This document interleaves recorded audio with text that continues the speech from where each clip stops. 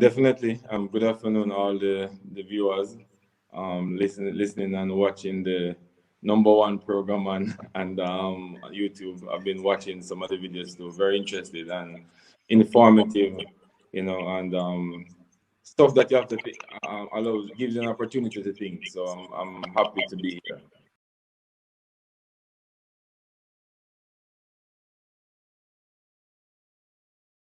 Your style and your flavor make the city rock. They must say the season come out with a bang. Coach Minzy, best round here. Remember that.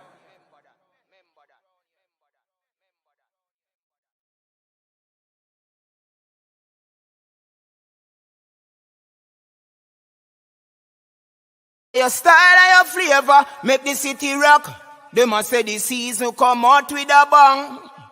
Coach Minzy, best round here. Remember that.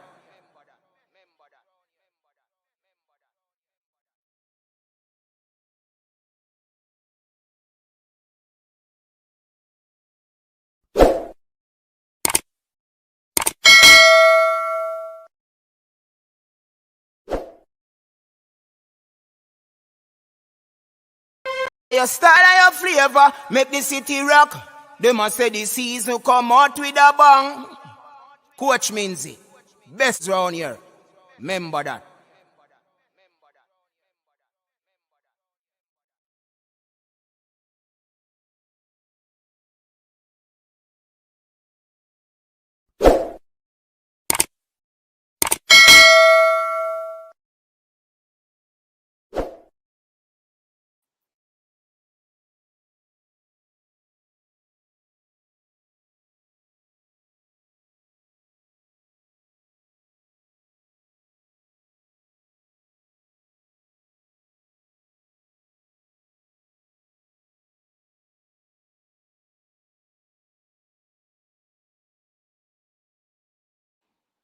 Welcome, everyone.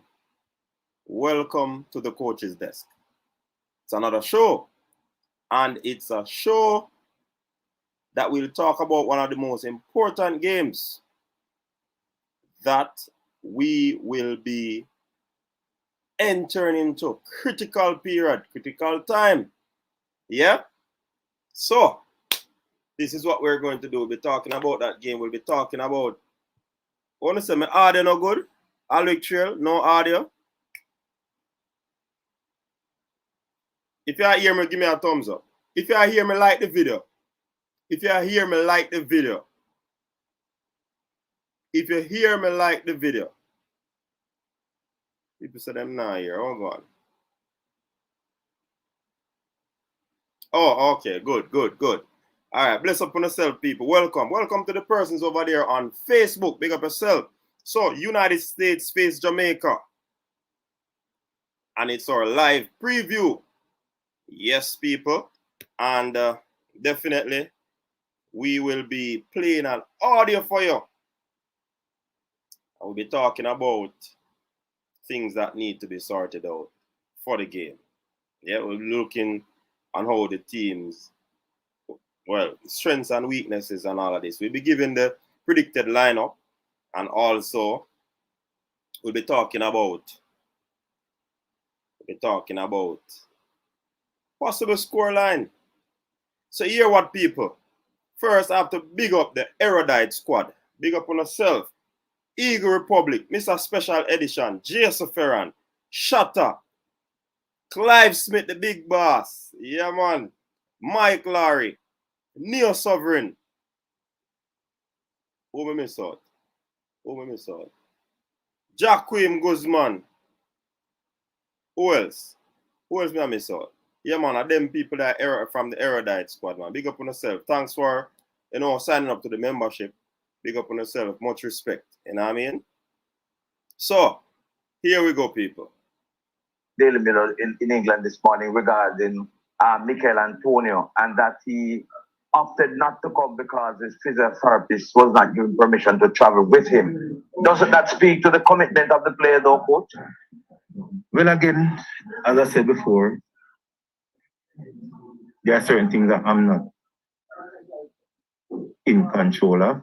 My job and role and responsibility is to select a squad of 23 players, and I've selected a squad of 23 players now.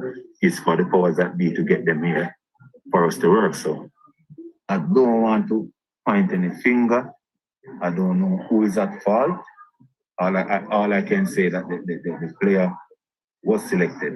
For me personally, I wanted to take more than 23 players because the nature of the back-to-back game, 7, 10, and 13, it's a heavy load on the players. So I wanted to take more than 23 players. But again, the JFF only can afford 23, so we have to stick to 23. Now we have a lot of players out, and that's just the case right now. And finally, in selecting the Antonio, did you talk to him personally, and did he ask for any requests such as? No, well, to be honest with you, from Coach Hall came in on the technical staff. Coach Hall have full responsibility of dealing with the players in England. You know, so all I can say that I know that Coach Hall have a conversation with the agent. Yeah, a couple of things, George. All right, so there you have it. There you have it. A little snippet of the press conference. Theodore Whitmore. So, no fans in the stadium. No fans whatsoever. Shut down. The government said, nah, nada. So that is out of the doors. You know what I mean? No, a matter of fact, people. Yo, me I tell you, say, you see when it pours, it always rain, you know. When it pours, it always what? Rain. Who see Ravel Morrison tweet? Who see Ravel Morrison tweet? Who see Ravel Morrison tweet? Ravel Morrison. Joshua, go on. Oh, to a match, I'll go on tomorrow. You show up. Okay. Anyways, Ravel said, wash my hands with that situation. Never again. And an emoji.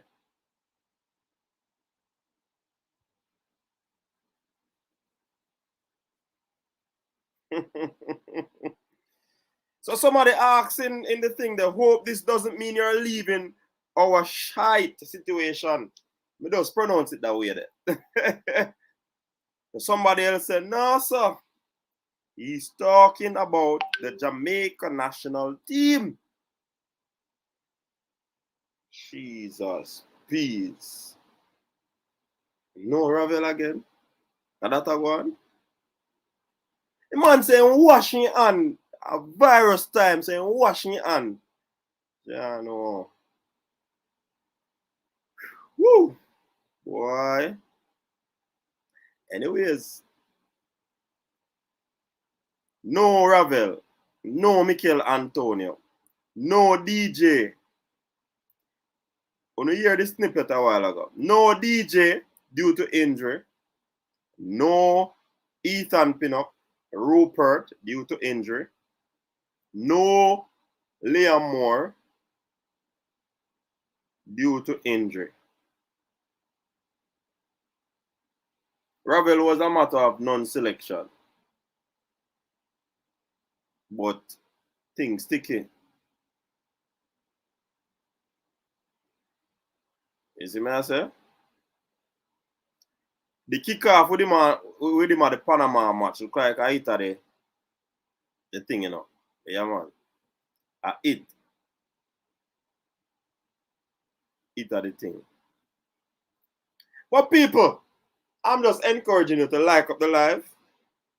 Like up the live. Like up the stream, people. Yeah, man. Only like the background. Me I freeze this time around. People then fix my internet today.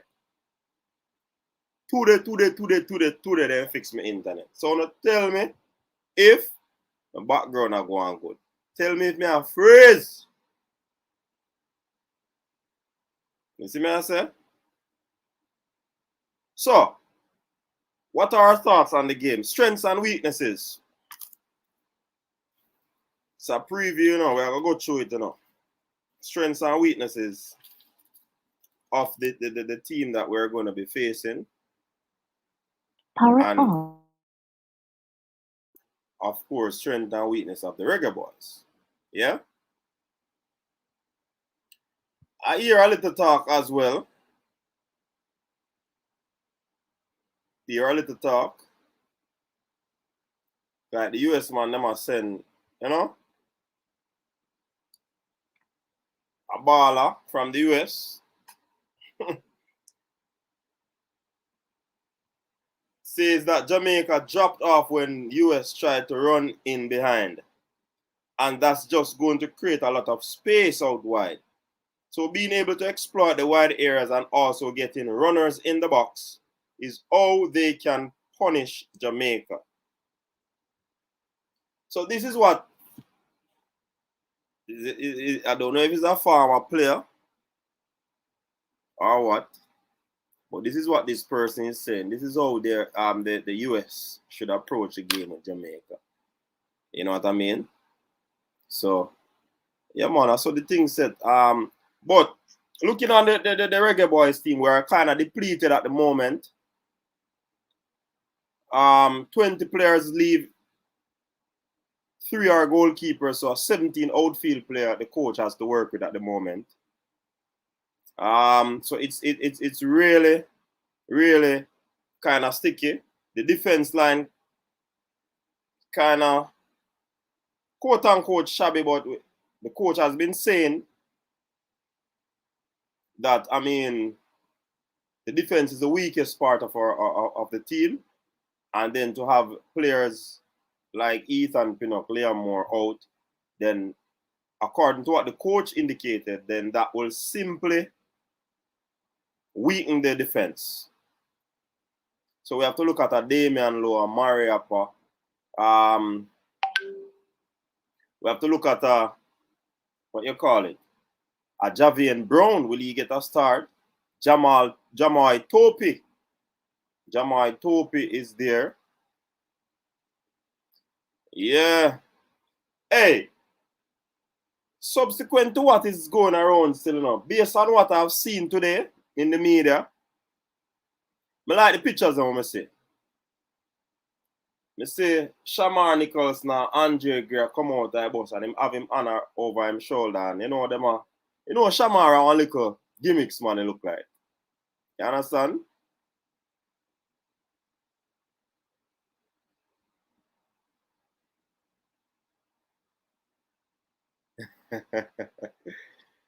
You see what I say? Shamar Nichols and them seem to have a little. But then we see our next video, we look at the US man, the British Jamaicans, them go a one place and them, you know, play a little game. That game that nice. We need to go play that game there. Yeah, man, action pack with the rifles and them move around, you know, like a virtual game. Shut out them game that you play, though. Yeah, man. AI, you just put on the thing and you touch and squeeze and, you know, them game the shot time play, you know. So,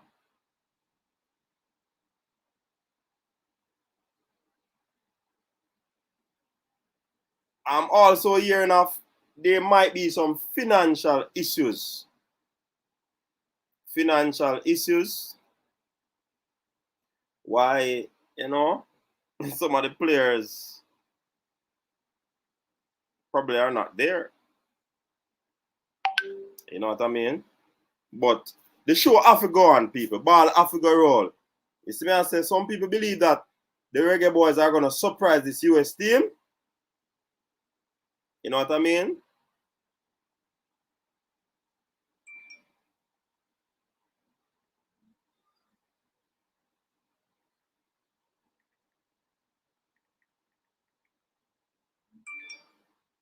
Hold on, I have to turn on the phone now.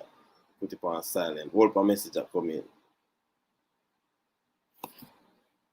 So, why? Hey, you have some quick finger people around the place, you know. It look like by the time Ravel drop the tweet, somebody just screenshot it and send it to me. Big up yourself. person will text that, because according to me, I hear look like the boss delete it, but he out there already. Anyways, look at me, I go all over the place, but all my messages are coming from my phone. So, yeah. It seems as if the money is an issue. But back to what I was saying about it seems like there's a camaraderie being built in the team. Man, them a professional, yeah. They'll put aside whatever and just deal with the thing. This is a critical game, you know, people, and we all know that. This is a critical game. Very, very, very, very, very critical. It is so critical that it is so critical. Right now, worst more for a game is a point, you know. And we famous for that, Jamaicans, 1-1 cocoa, full basket. So if we get a point in this game, we can take the home game, get another point. That would be what? 6 points. No, 5 points. I'm to my maths. So it is a situation. Coach Whitmore said he has always been in a situation like this. It's like all I'm game them. It's like him always a fair player, you know? Play fair, like him all I'm games them when I play. It's like they're always tough games. You understand?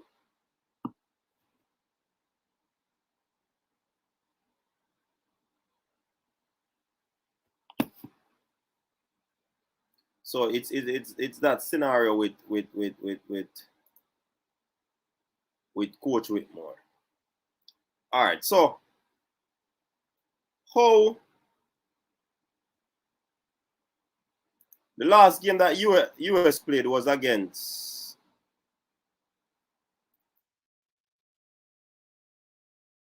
El Salvador, right?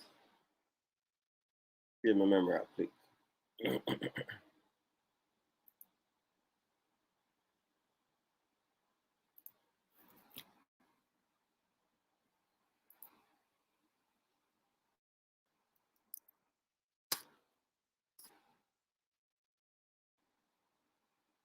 So the last game, I think the last result was 4-1.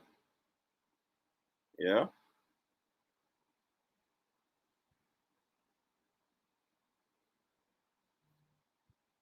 All right. While this thing, all right.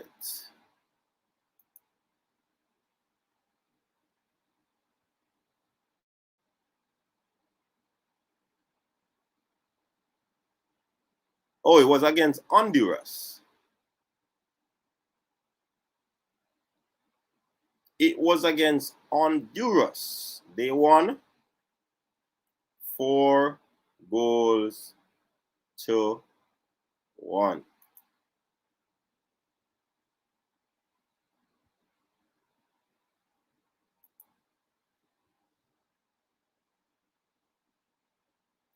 All right, so the center US is a 4-3-3 team. They have played that formation on numerous occasions. Oh, look at me start freeze up now. Don't. All right, me catch it back. Yeah, man. So let me try to put this on screen.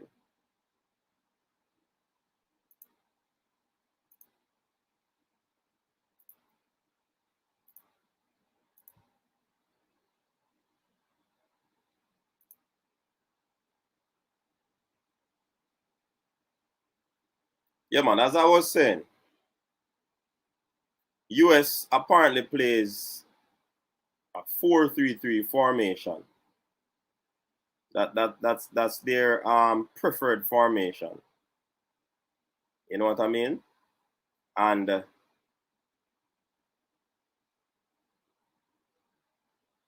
think they will not change that, especially with a weakened, quote unquote, a weakened Jamaican defense.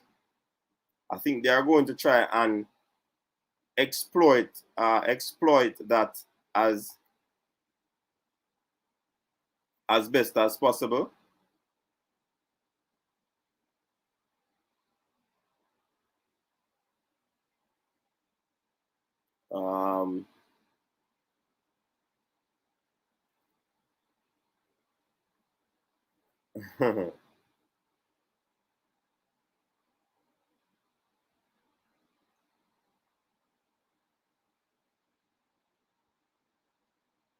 Yeah, true. You know, it's a long time we don't see Joshua around here, and as the game come up and preview.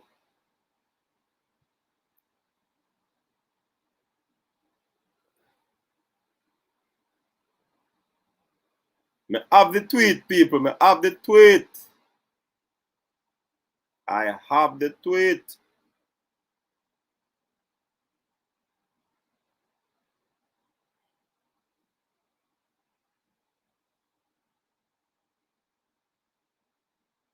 Someone's comment, drop in the comment section. People, like up the live, like up the live. You look at me freeze, don't?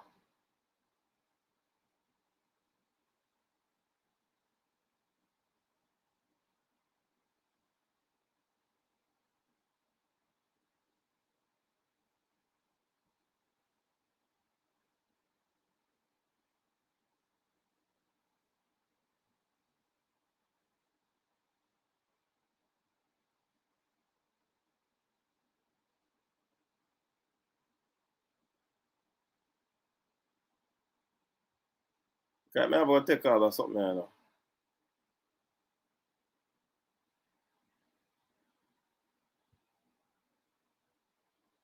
All right, Leo.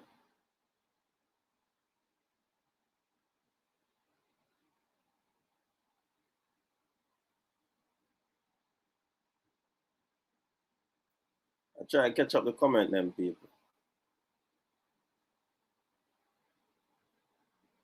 Me freeze, don't? I forgot to take out or something, you know. Look at me from the start, open other applications.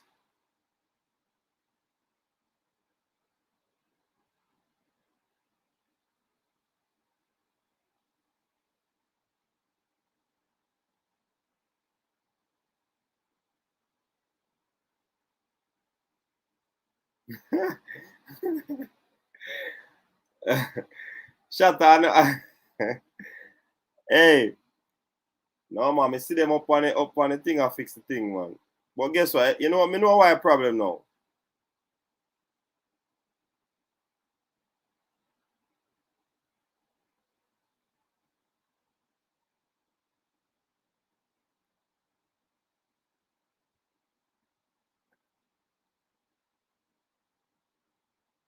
All right, look at me. I'm going to take off this people.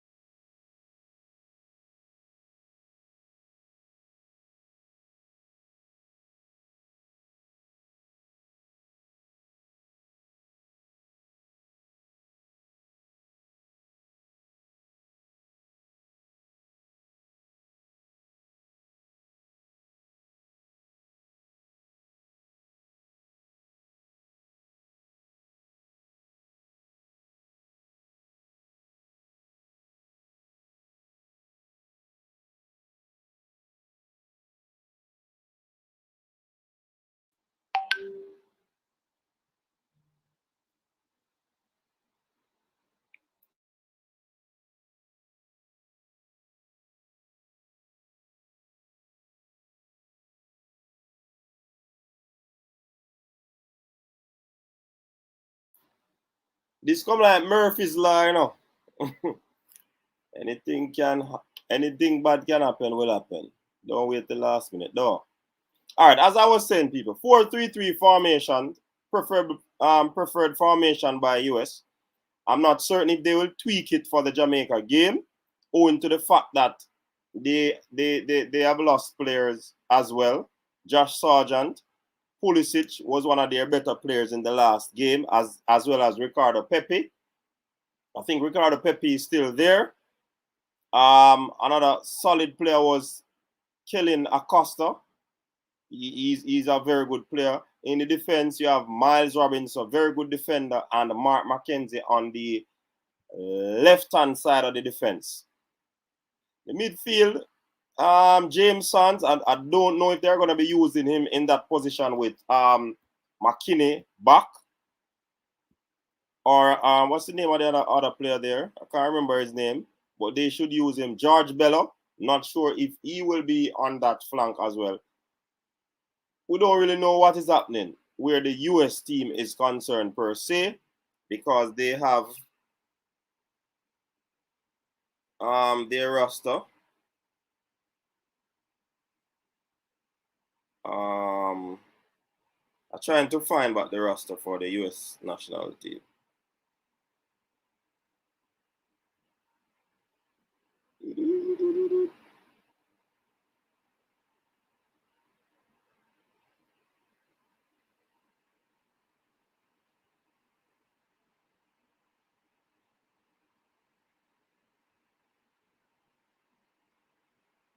All right, so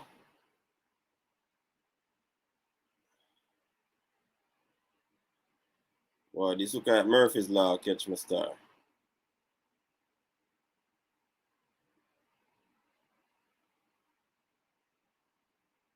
Murphy's Law. Murphy's Law roll out in full effect.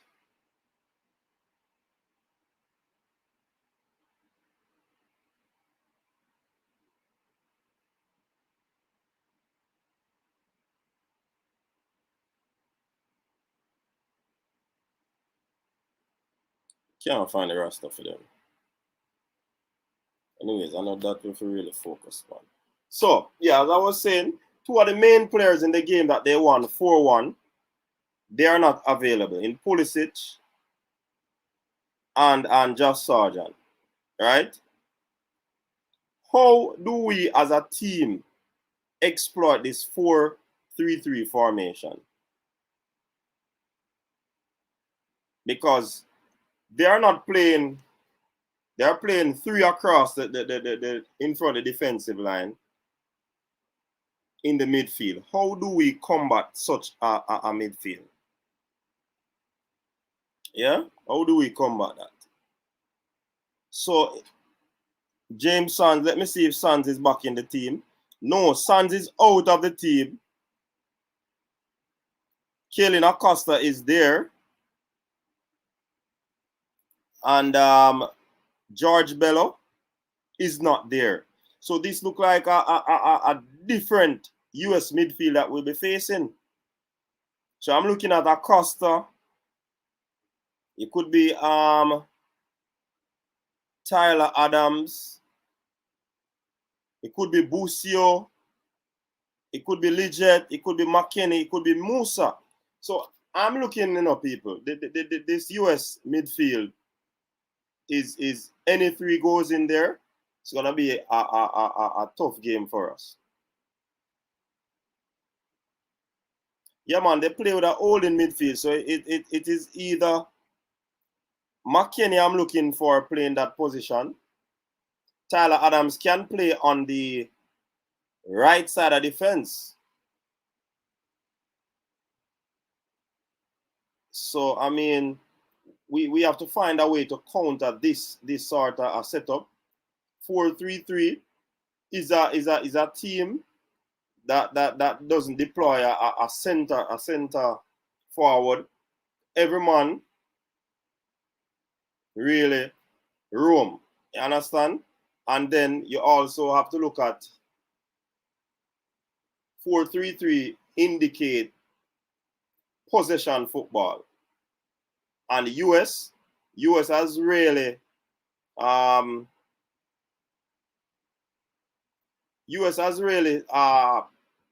outpossessed us in terms of holding on to the ball. They would have done it in the last time we played them, and I don't think it is going to be any different because we don't normally hold on to the ball. You understand? So that is a situation. But US midfield, I believe, is the strongest part of their setup right now. Strongest part. The forward that they used the last time, Josh and Pulisic, they are out. They have Ricardo Pepe, which is a very excellent player. He was man of the match the last game. Right? So I'm looking at this being played at the position, the right back position where Tyler Adams was playing, and probably they push up Tyler Adams in the midfield. Mark McKenzie probably hold down the left back position again. John Brooks in defense as well, and Miles Robinson should start again. He had an excellent game. Chris Richards is also a new player in this US team. How are they going to go about doing it?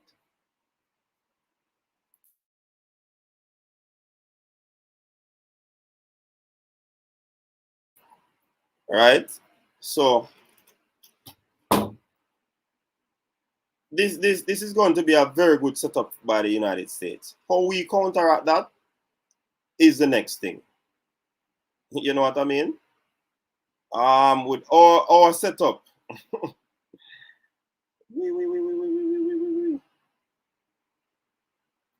Our setup, people. Trust me. Brooks is out. Who's saying that Brooks is out?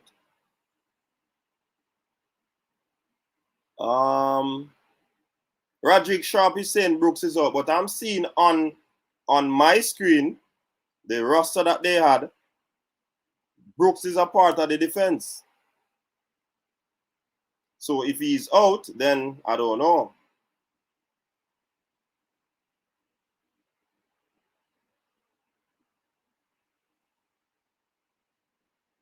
Okay, Devon. Oh, Brooks withdrew. Okay. So if he's out, then you're looking probably. You're looking at probably a replacement there, like a Richards, the newbie, or a Shockmore. I think Shockmore is more of a winger. Oh, should we go into this game looking for a draw? Should we go in the game looking for a draw? What say you people? Should we go in this game looking for a draw, or we should just go all out and try to, get a good result?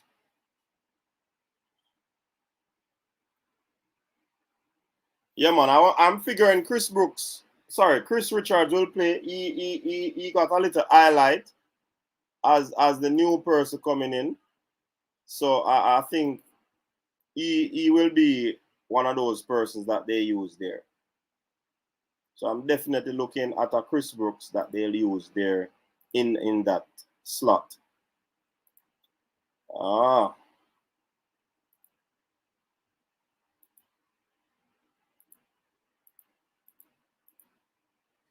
this is going to be a tough encounter for us, though. No doubt about it. US, people, US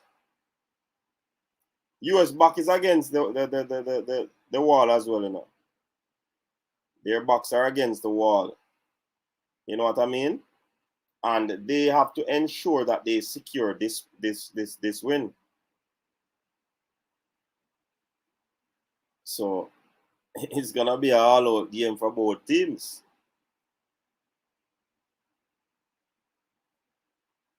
Yeah, that's what I'm saying. That's what I'm saying, Devon.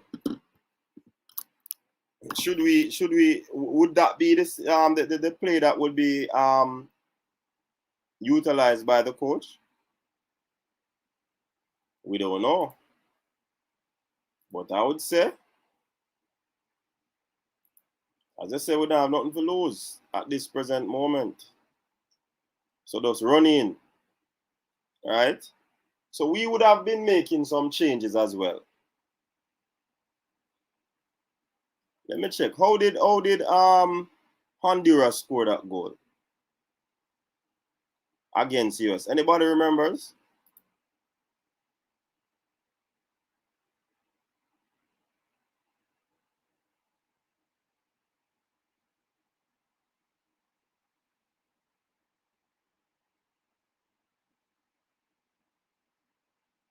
The US was under 1-0 half time. I don't remember how Honduras scored that goal. But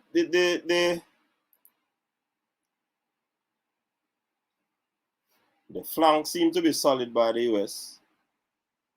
Will we be able to take it through the middle? Because the fullback seemed to be solid by the US team. You know? Will we be able to take it through the middle? A number of questions to ask.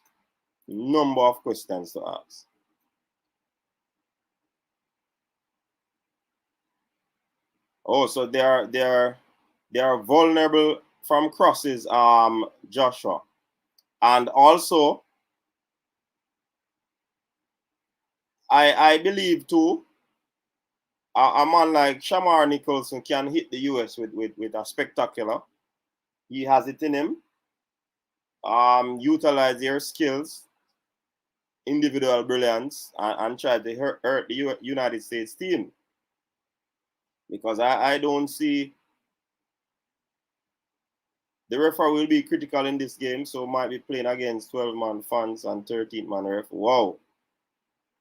So you're basically giving us no hope.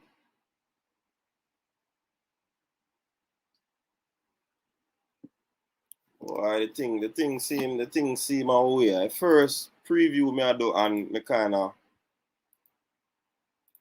don't really know what to say, honestly. Because this thing set away, brethren. It's set away.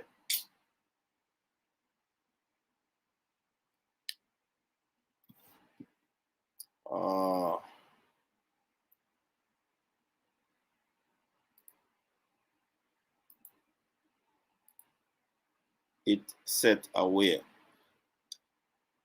All I believe that we should do now is to contain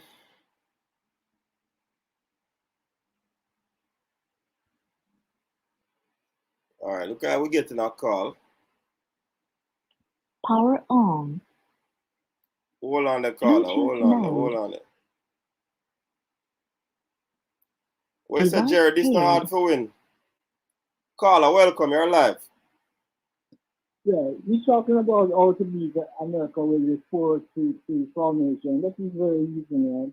I told her earlier that you're going to use a 3-5-2. Yeah, but we're not sure if the team will use that sort of formation. They're gonna use it. I think that is the best. That is the best option for me. You know, we've been talking about it from even last weekend that we should pack the midfield. Yeah, I won't show you how you're gonna beat America now. You should they're going to use the 3 guys up front. Mm-hmm. But the striker, which is the center man, which is the number 9, right? He's going to use a false 9. Mm-hmm. So those 3 going to make it up to the front, try to go to the 18-yard back. And when I'm reaching the 18-yard back, the 2 wingers, pocket wing, we call it pocket wing, the one on the right and one on the left. Mm-hmm. We start to run to stretch the back line. And it's target striker, the number 9, will step back so we can they cut the ball to him and you can get shots at goal. So when they do that, it's 3 men what we have at the back. Whichever one they put. And you can use it in the game, Javan Watson as a defensive midfielder. He can hold to the striker. Mm-hmm. And when you hold the striker, that striker cut him out of the game. And then the other three will take care of the other two. Where you have one of them going to be a sweeper. And the other two on the right, left off and right off. All the other two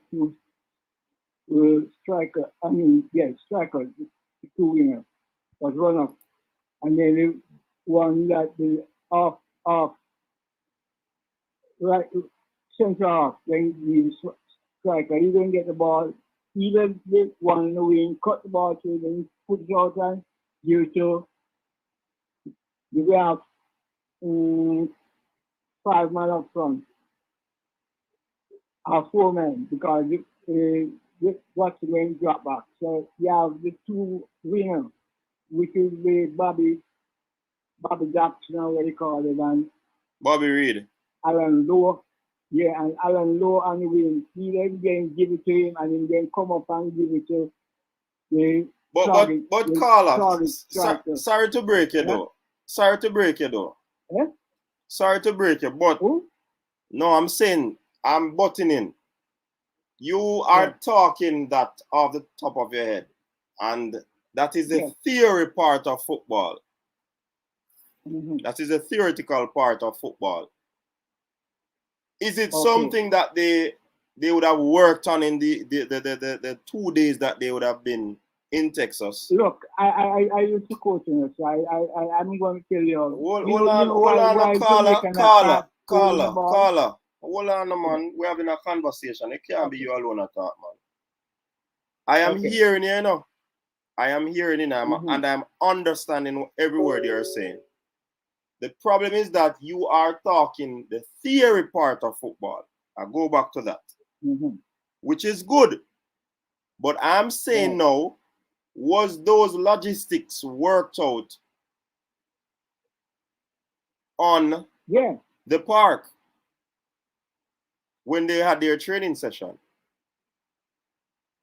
Oh, you mean if we use it as our training session? I couldn't say it because exactly, and that's the reason why I'm that what you're saying is a beautiful written theoretical script. Yeah, what I do know, I was watching Queen's Park Rangers, that is Paul RT, and they play brilliant football, keep the ball on the ground. They play the same 5-3-2. So all what you have to do, you let Paul run the show. And everything perfect. But we don't play. We don't keep the football. We are not keeping the football. We are not keeping the football, you know. It doesn't matter what formation we play. Easy. It is easy. The reason why they're not keeping the ball because the coach don't teach them to play Randa. Randa is the thing what they play all the time. Mm-hmm. You know what Randa is? It's a fake playing. They teach you how to pass the ball and keep the ball on the ground. You 1 touch, 2 touch, or you use 3-9 and set them up in angles, and you pass the ball on and try to get the ball. You have 4, you put 4 guys and 1 man in the middle and try to get the ball. And you have 5, and you have 2 man inside and they pass the ball around. So that's one day and they get together because these guys like I who know to play the ball on the ground. It's just too good. But Carla, a long time we are trying. A long time we are trying to keep the ball and we're not keeping the ball. No, I should have Whitmore play because Whitmore used to play when my friend used to help him coach. From Whitmore, Young Marvel Young, when he first started training and he used to play 4-3-3. And he used to play good football. All right, so. All right. So it's not something that they don't know how to do. It's just not teaching them to do because all it takes 2 days for them to start learning to play the ball, touching the ball and go. We call that position football. And you make the ball do all the work. We talk about Jovan watching 38 in the entire you put him in the position defensive midfield and just don't move at all map to be clear the ball and after the two attacking midfielders and wing back. That's all I'm after. Each position is to protect the defense. Okay. It is a very easy thing, but we won't make it look difficult at all. All right, boss. I hear you. Big up yourself, though. All right. Yeah, man. Cool. Yeah, there you have it. Man from Connecticut. I forgot his name, you know. But I know he's from Connecticut.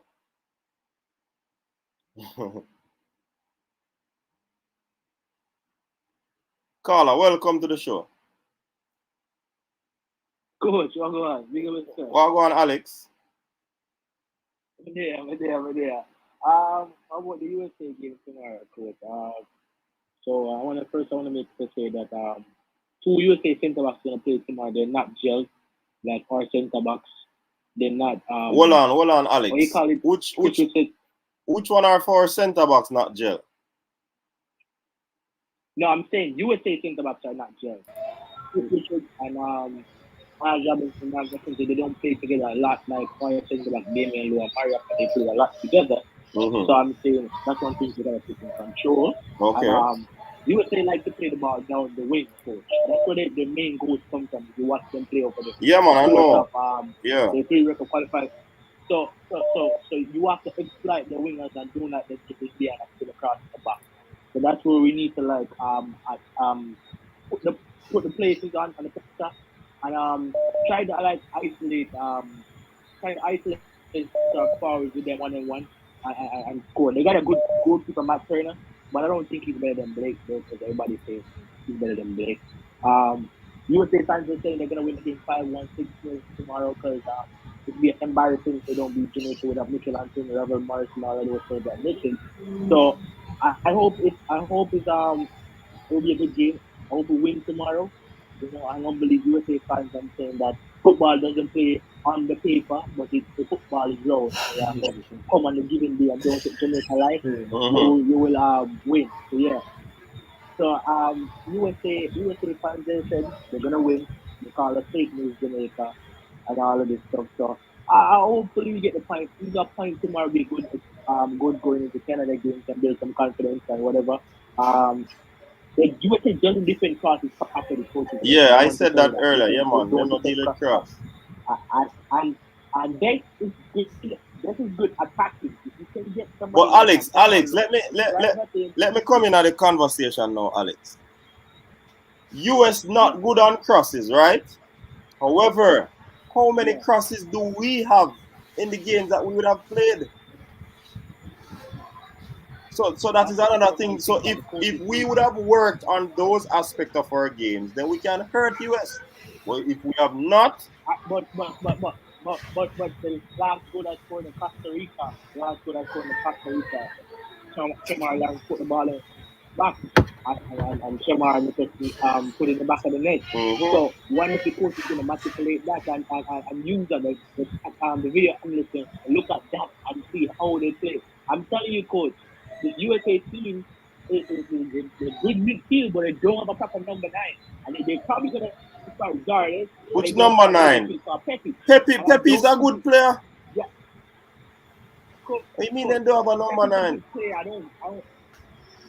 Coach, I'm saying Pepe's a good player. He's in the MLS. But I'm saying when it comes up against physical players, it's how we're going to manipulate that star against Damian Lowe. That's very physical. That's what I'm trying to say. Pepe's a good player. Okay.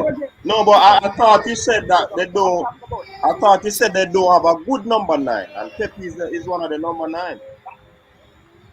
But they struggle over the time, coach. They struggle over the time for scoring goals in number 9. They don't have I don't think they have a good number 9. So they still trying out for number 9, coach. The person I think that's in this game would be Daryl DK or FIFA, but they didn't have here. They're going to put that Pepe and put him up there against Damian Lowe. Against a physical Damian Lowe, coach. He's not physical, but he's technical. They're going to put him up against a technical, a very strong player. I'm going to rough him up too. You get that from experience. They don't have gun look. They think about so I want to see how they're gonna play the Detroit game tomorrow. I think they're gonna control the midfield, coach. But I'm telling you, coach, if Jamaica win tomorrow, I think USA is fantastic. Give us respect. So they're saying that they're gonna trash us, coach, and they call us fake news on Twitter. I'm telling you, coach, we have to get up and step up to the plate tomorrow and win this game. All right, that's cool. All I have to say. Yeah, man, big up yourself. That's all. All right. Mannings Hill Road in the building.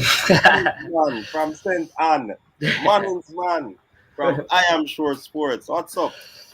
Well, I'm here, coach, listening, just getting a chance to jump on, Good evening to you and to all the persons in the comment section. All the Big Back TV crew. Big up on yourself. Where's the Big Back at the work tomorrow?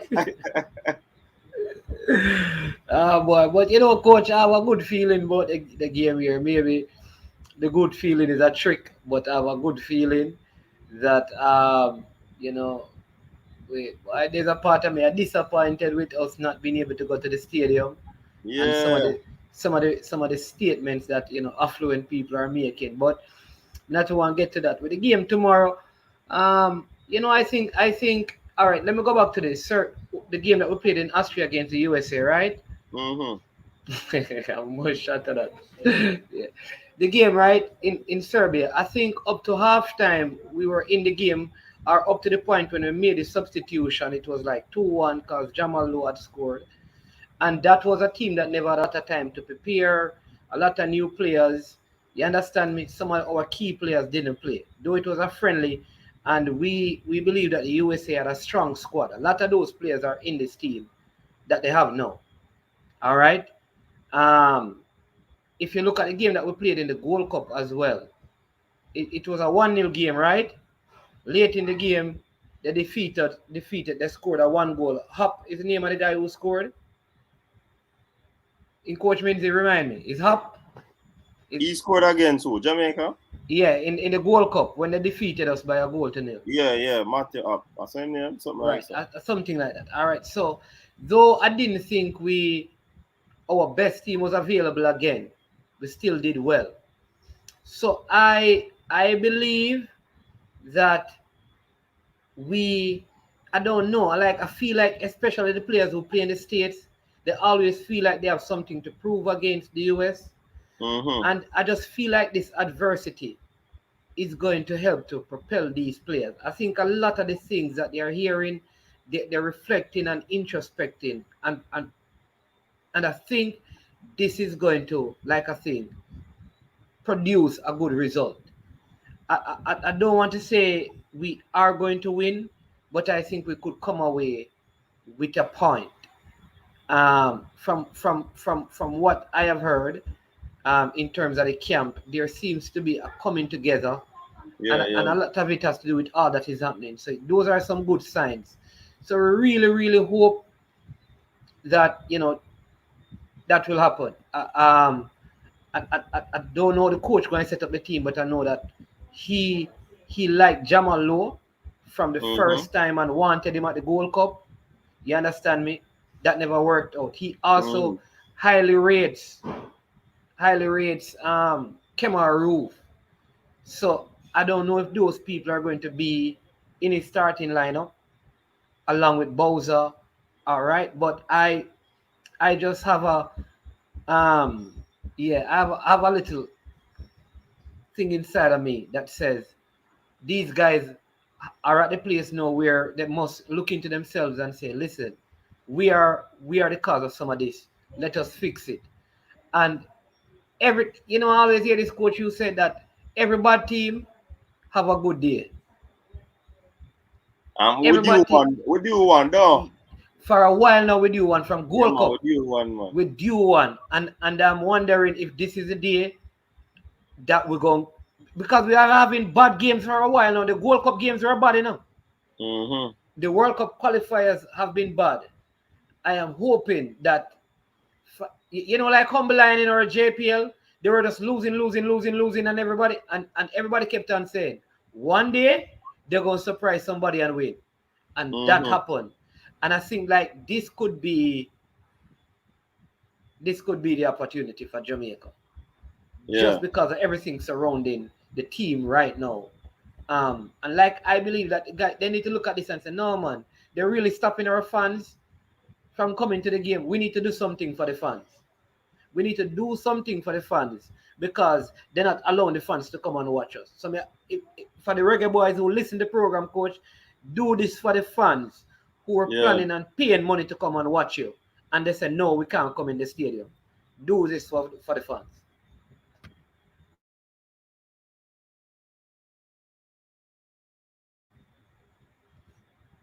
Mornings, man, the freeze. Oh, yeah, you release, I know. Okay. Yeah, man, big up to Tito, big up to Ilian Livingston in the building. Tito Williamson, big up yourself. Mornings, how can we hurt this US team? Do you believe that the two flank men are going to play a pivotal role in this upcoming encounter? Hold on, Mornings gone. No, me there, man. Me there. A mannequin challenger, the brother. You know you did that one for purpose. Are you freeze for real?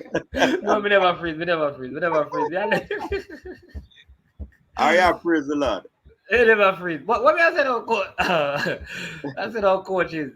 Like, I don't think we should play. I think I like what Neo did because I think the best thing is to play like 3-5-2 or 5-3-2. 5-3-2. Yeah, man. Something like that. Which would eliminate the flank and kind of clog up the middle because I think, but we have wing back play. So we would not be looking to get a lot of a wing because only one would go ahead. Alvas don't normally square the ball a whole lot. Kemar Lawrence probably can do that. But I think maybe we can come down the middle a little bit more using the skills of Maggie and have one of the forwards play off low. So I don't see us breaking them down through the middle. Mornings. Yes, well, we clog the middle if we do that and try to play through the middle. It will be good for us. But to counter that, US is a team that plays through the flanks as well, you know, with the wide men, you know. So if the middle is not working for them, there's gonna be a combative midfield there that will be taking place. And if that doesn't suit them, they are going to find another route, which is going through the down the flanks and try to break us on the channel. And that's why I think that we are 5-3-2 would be better. With the two flank men would be the two defenders. So if they come high and they through that channel or that line, we'll be able to have three around there to protect. The only problem if I'm going to play with one of the wing backs going up to square the ball, I'd prefer Javian Brown over Alvas Powell going up. Because I think like he squares from what I've been seeing at Vancouver, he does that better than Alvas right now. I think even in the last game that Alvas played, he gave away a penalty. I thought it was a soft penalty. But I think something saved it, man. Yeah, and Blake saved it, right? Blake saved it. Right. But I thought it was a soft penalty. So I think like Alvas, and I think he was playing in a back three, you know. Okay.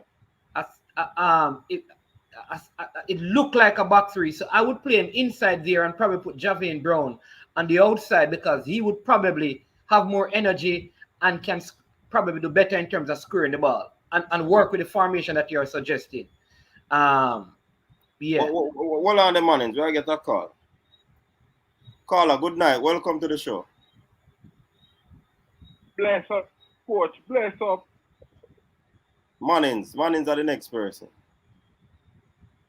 Yeah, man. You hear me? Yeah, we're hearing you. Yeah, man. Bless up to you all the viewers, all the subscribers. You know, bless up everybody. You see me? You remember the other day, I showed you and me and you talk about I want to give special thanks to Marcel Gale and the man them for believing in the youth system back. When we did online, the whole of we did online with Cataract man, a Rowan man from Massachusetts man. Okay, yeah. Big up yourself. Yeah, man. Yeah, man. Big up, man. Yeah, man. So Yeah, a question for you. I want to ask you, did you watch the US and Honduras game? No, I never watched it. Believe me, want you take even a highlight reel. Want you take a watch for the game. Seeing, I'm sure no one say Whitmore they must watch that game, this brother. To go take on US right now. Honduras play some ball for the man them. Honduras lead the game 1-0 straight until halftime. Honduras play the 3-4-3 formation for the man them and nearly kill them with ball, brother. Seeing, bear in mind, I don't have Honduras to play. Seeing, right. Stadium Ram, full support them get. Honduras will lead the game straight until halftime. Anybody can watch. Yeah, man. I think. Again, look for it. So, them play the formation. They close to the one we just discussed a minute ago. And it turned out very well for them until one of them player become him get injured and for some reason the man changed the formation, brother. The coach for Honduras changed the formation, brother, and them end up get 4. Yeah. You see me? Them end up get 4 after the formation change. So yeah. I want to pray that game and look at it and the same formation we just discussed. We discussed it while 3-5-2? Yeah, 3-5-2 or 5-3-2. 3-5-2. Right. Yeah, so therefore that the formation there. That the formation there, brother. I want them play afterward. So therefore, you know them. Oh, so US wicked, brother. US switch up their formation. That's what you're saying? Yeah, US switch them formation afterward. Oh, because they saw that. So the adjustment was made in the game. So if we come out good against US, they are going to make the adjustment now. Will we be able to count all those things? But it's yet to see, you know. You know that me I say to you because me really me watch the Mexico game, watch the Jamaica-Mexico game, seeing, and me see Whitmore change the formation twice in that game there. Seeing, me don't know if I indirectly because I don't want to give him too much credit, you know, because if he players them just automatically mentally change it. A man no use credit, man. A man phone hook up straight. So you don't have to give him no credit. Yeah, man, because so the man play a formation there. Stick, you know, he might start that the formation against Mexico there. And the formation they're extremely defensive, brother. 1 forward, 5 defense, and whoever. But anyway, he might play 2 this, and then Mexico go score, and then 4 minutes later, the formation change or the mental capacity change of the players them, and them go at Mexico score back. You remember that's how it go, right? Yeah. Yeah, player them go up and go, score back again, Shamar go up there, score back again, and take over back the game, you see me? And then afterwards, them switch it back again, back to defensive, and then Mexico come capitalize on it and, you know, mash up back the game. So, we recommend actually formation-wise towards as far as we know how the setup will be for the US game. What you would recommend? Our formation? I know the coach like the 4-2-3-1, but I will definitely go the 3-5-2. That me I pray. I don't know if that the coach I pray, but that me think should have combat this 4-3-3 formation that the US use. Okay. That's what I think. Because we'll have coverage at the back of the defense, and we have coverage in the middle. And you can switch it up. And it's easy to switch up. You can, if you're playing 3, you can go 5-4-1, you can go 5-3-2. But that is also indicative of the fact if the players are going to be concentrating right throughout the game and playing their role, because the formation is there, you know. Yeah. But at the same time, you have to play your role. Yeah. Which is very critical. Right. Most definitely. But are we dealing with professional players? Or are we dealing with elementary school players? We are dealing with professional players. But, you understand me? Yeah, but when you look at it in a run, when you look on it still, you know, our players' concentration level, you think it's up to 100%? Yeah, no. All right. No. All right, so Coach Minzy. Yeah. And Carla, because people are saying we are the players and things. Let me tell you, all right, the area, which area are we strongest in? Because the area strongest in is the areas you have to use the best, like the most players from, because you have more qualities here. All right, so we have to play in a way where we're using less, like we don't have to apply a whole lot of midfielders because we don't have a lot to choose from. So you have more defenders, so you have to use more defenders. Exactly. Exactly. Yeah, So it's not a part the bus thing. We have to use what we have. Man have 17 players. You have to use them out. You can't play anything we're gonna require like 3 or 4 persons in midfield because you don't have so many midfielders. You have around 7 defenders there, so you can use 5. Yeah, because you have around 7 forwards, so you try to use like 3 because those are your strongest areas in terms of the amount of players you have. You understand me? And the place with the least quality is midfield. So the truth is, you have to just look at 2 persons who can play sitting and build strength around your midfield in defense, and that's the only way to do it. And that is why I agree with you. Either the 3-5-2, or the convert to 5-3-2 when necessary, or 5-4-1.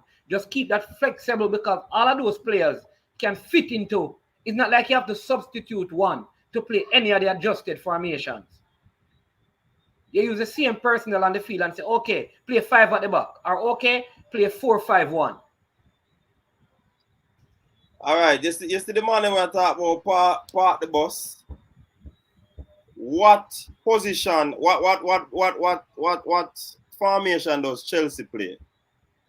So if we are called that park the bus, you know. 3-4-3.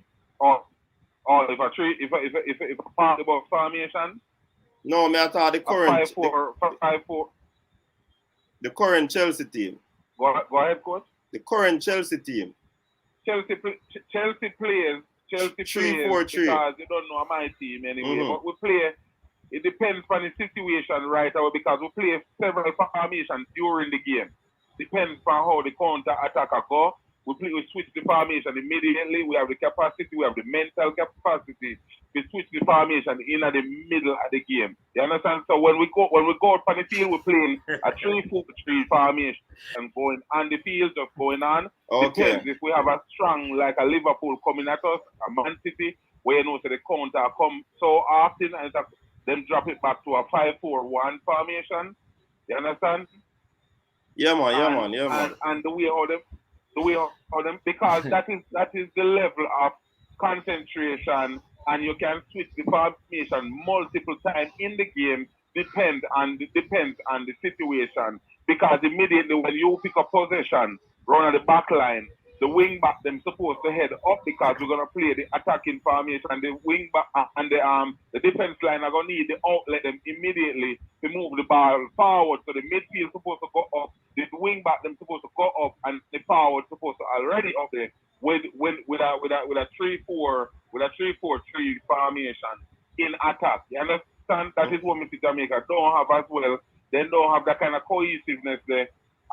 In order to switch the formation depending on the situation they might experience during the game. And when they do have and pick up possession of the ball, them don't change, them stay in the same formation, just like in the Mexico game, them stay in the same formation, just as in defense mode. When they have possession of the ball.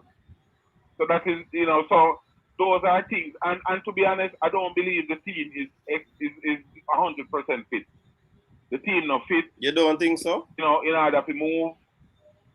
I don't think so because the man not support each other and them now move. When you make a good pass, this is how is it lack of fitness? Is it lack of fitness or lack of off the ball movement? But if you are going to say it as off the ball movement requires fitness. And I don't think they're fit enough to comply with certain formation either because the way how the man them play the ball, seeing them not the ball, make a good pass, beat the chest. You understand? Stand up. You see me? So when them stand up like that, brother, them now put themselves in an additional position in order to receive and put more counter upon the opposing team. So them stand up at the same time. Them now go back to retrieve it and move cohesive. Remember, the attack or the defense line is a cohesive group going in the same direction and the same mindset as a team. Yeah. So if them now move cohesively, and when me allow you, coach, to go up the line, when me to put the ball up the line, you don't reach there, you know, the probably. You understand me? I say? Yeah, fair. So, brother, this is a team.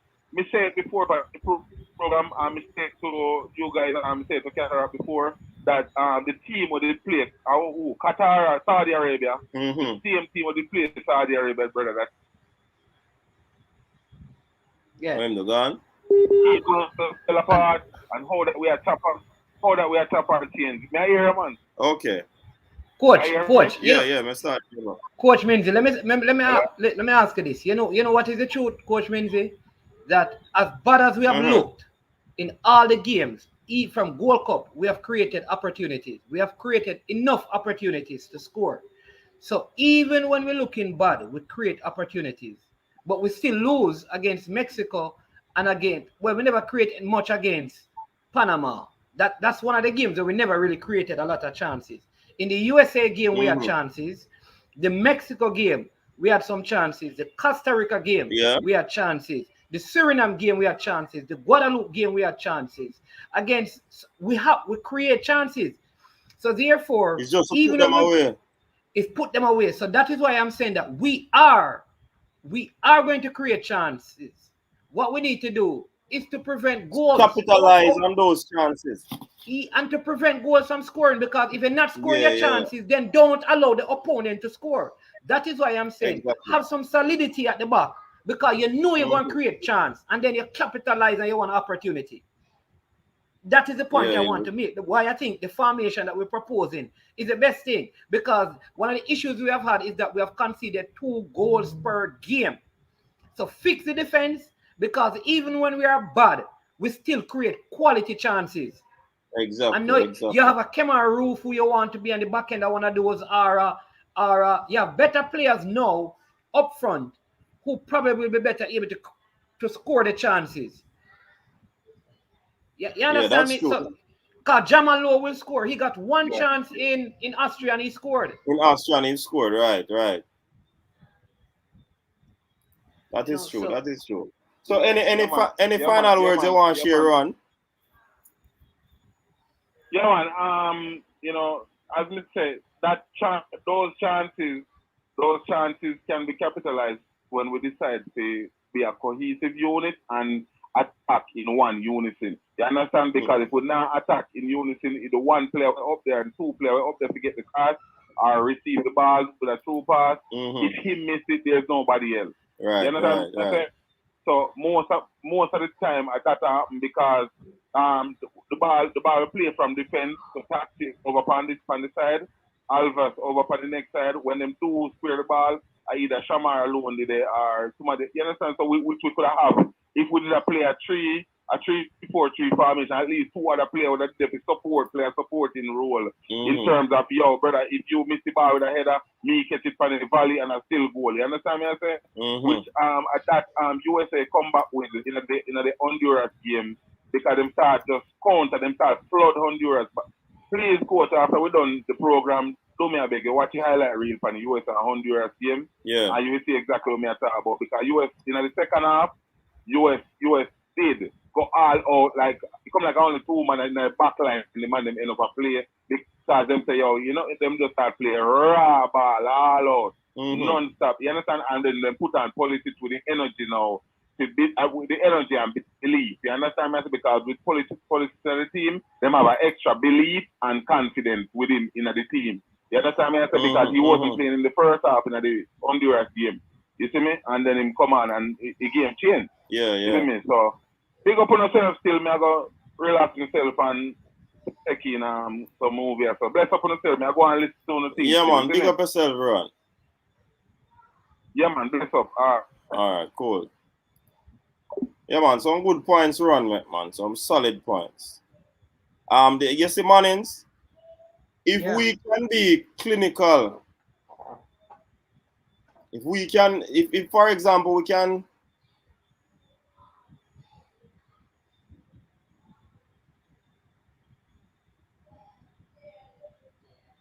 Coach Mendy. That's a good question. No, I see Eagle Republic put up something asking if our players have been cleared for COVID because Yusuf Musa is inconclusive with his result.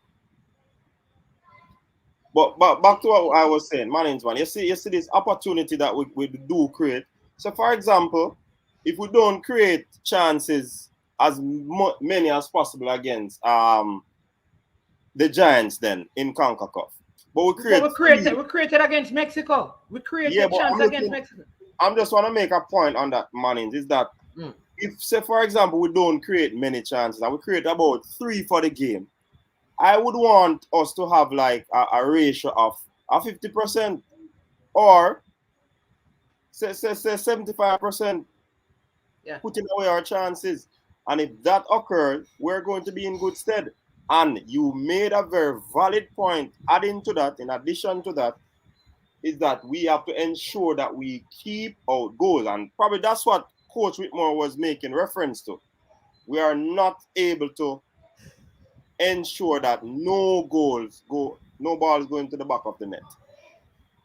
And that is critical. There you go. There, and I think, and when you look at the goals that score against us, I think that's what I'm saying, that when the goals that are scored against us, even that Costa Rica goal, I don't want to use the Panama match because that was just a bad match.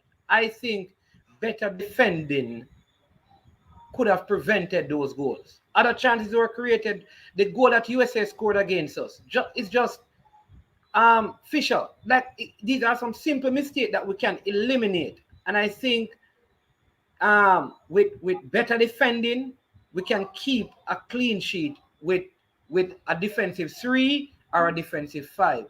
But one thing I know is that when Shamar Nicholson plays, he normally gets a chance. Mm-hmm. Can we capitalize on it? That is the issue. Yeah. And it will be good for him to at least. But if he gets the least amount of a chance, he'll probably not score. So he would have to get a lot of chances. That is the problem.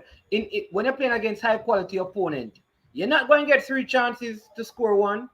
Yeah, that's true. That's true. I think I saw Stan Kroenke saying that when you're playing against Mexico, they're not going to keep giving you chances. That it's not unless they're chasing the game. But if you look at the games that we have played, if we had scored our chances, the thing could have been different. Mm-hmm. Yeah, that's true. That's so true, man. We need to be clinical in front of goal. Very clinical. Yep. So what would be the keys? But isn't that the same? I'm saying that this is the same issue we had in 1998, you know. Mm-hmm. That is why we had we went for Dean Burton and Paul Hall. Because we were creating chances with Walter Boyd and all of these guys and the Whitmore. But nobody, the Paul Young and these guys, they weren't scoring. We're in World Cup campaign, we have never had a Jamaican who was clinical enough. And that has been part of our struggle. Like, we have not had that.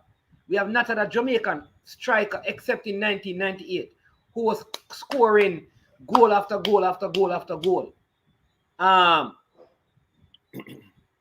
we always going to concede. That is part of the issue, is that we always concede against the better teams, but we get chances and don't score. Yeah.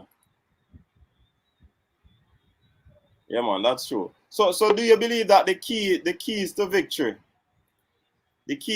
welcome Cranky, the keys to victory would have been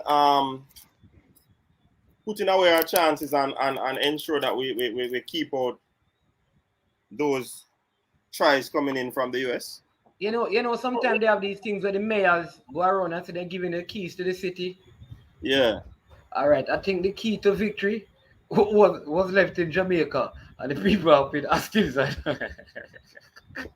But you're absolutely right. That the key would the first thing I would say is that we have to be solid at the back. I don't trust the ball winning ability of the midfield that we have. Let me say it again. They may be able to do other things. Hakka may be able to hack, and Speedy may have a lot of speed. But I don't know if any of them can win the ball.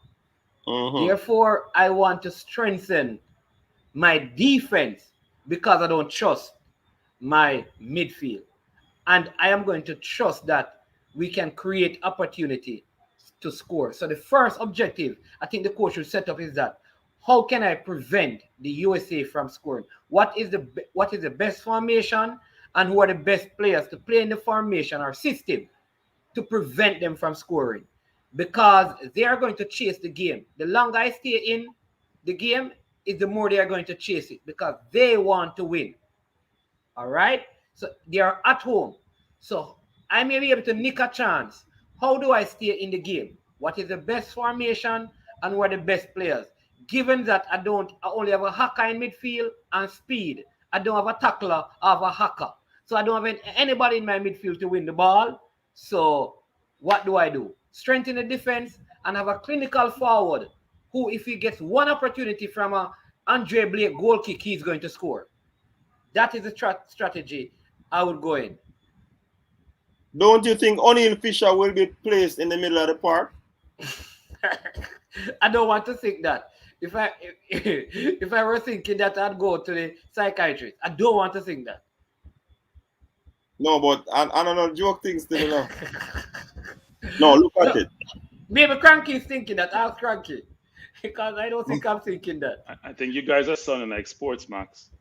The key to victory is that we don't let them score and we score. Right.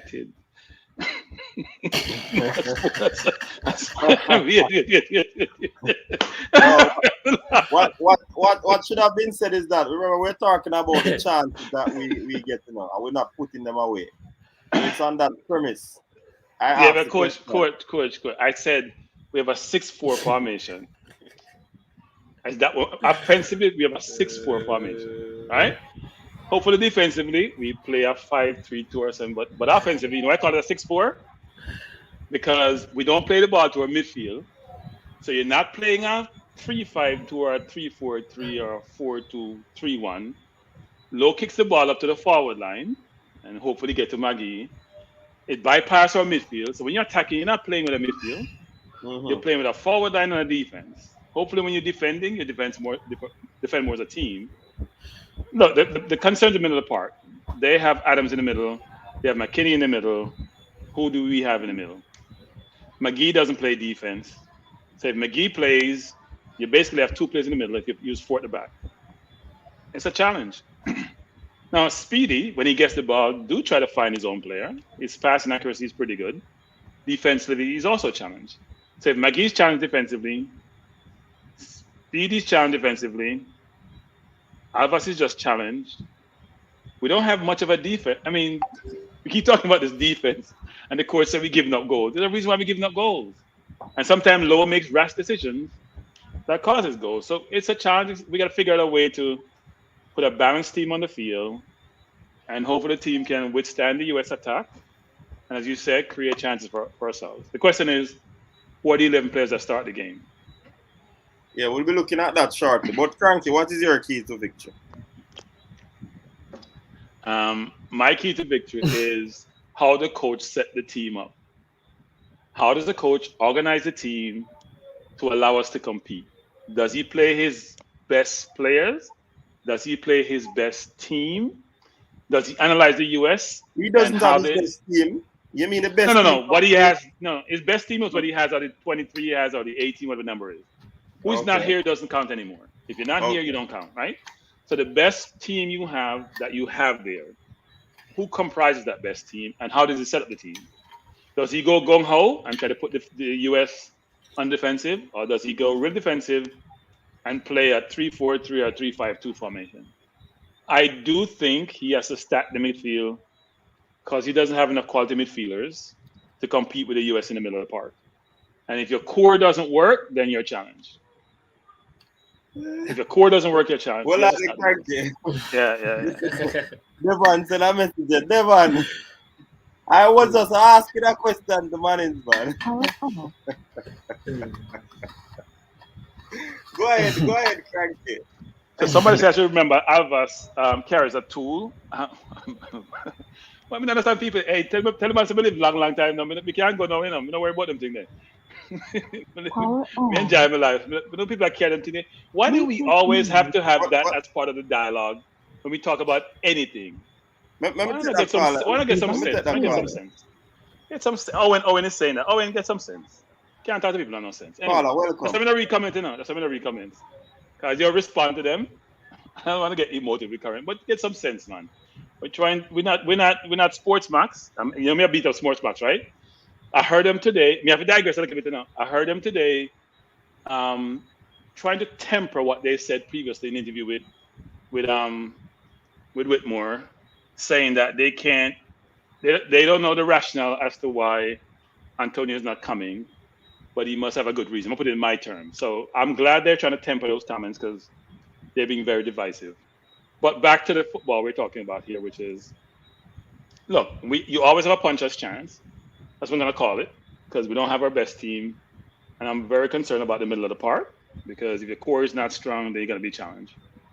But I do believe we have enough offensive firepower to cause US some worries. The question is, can we get the ball to our offensive players?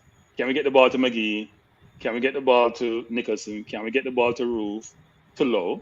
I'm sort of picking the team in my head. Or do we do 3-5-2 or 3-4-3 where we play Reed as a wing back along with playing also Taxi as a wing back? So you flood the middle, Taxi and Reed are offensive players by nature, and you have three people up front.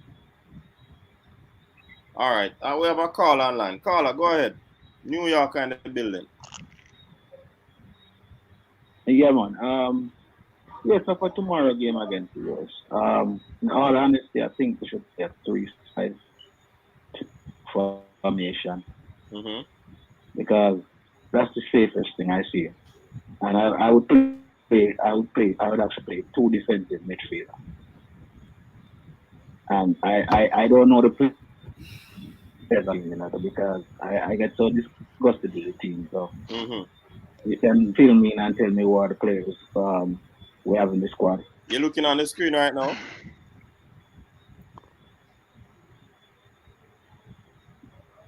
Okay.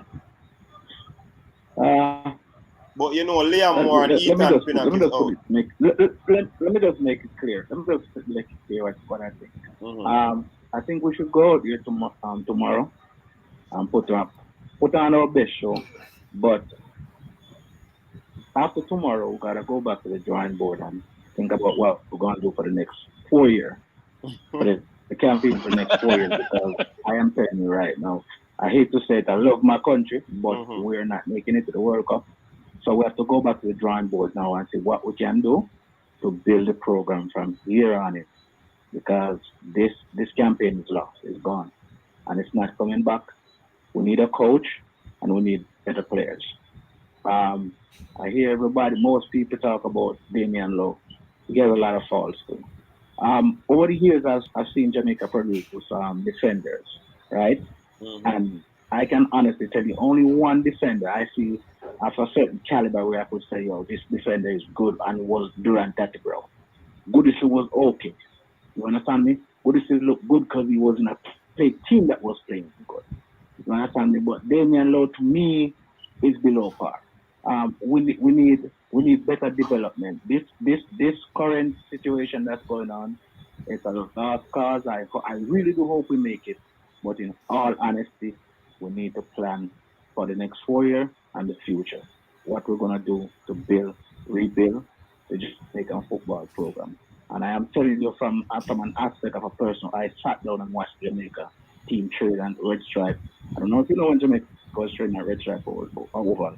I watched them train there for 2 years.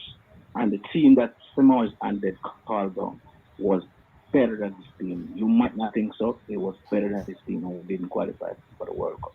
Yeah. So we need to go back to the drawing board and build a program because this current campaign is over for us. All right. Big up yourself, Carl. All right. Cool. So So Mannings and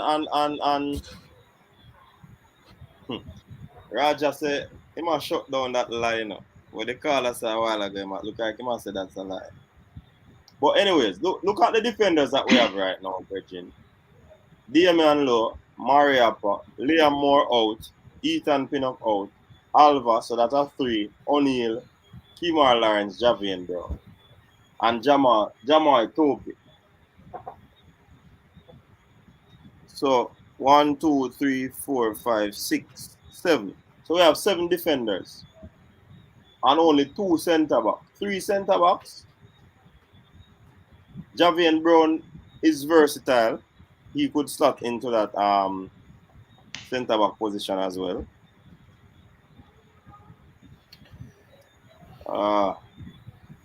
Hold on again, people. Topi is a centre back, you know.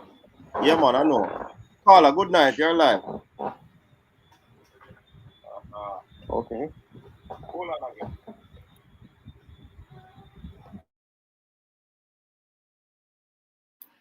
The caller then already. Caller, when you're ready, you can call back. Yeah, Topi is a centre back. I know Mannings. But we are saying that we should use 3. All right, you might call back here now.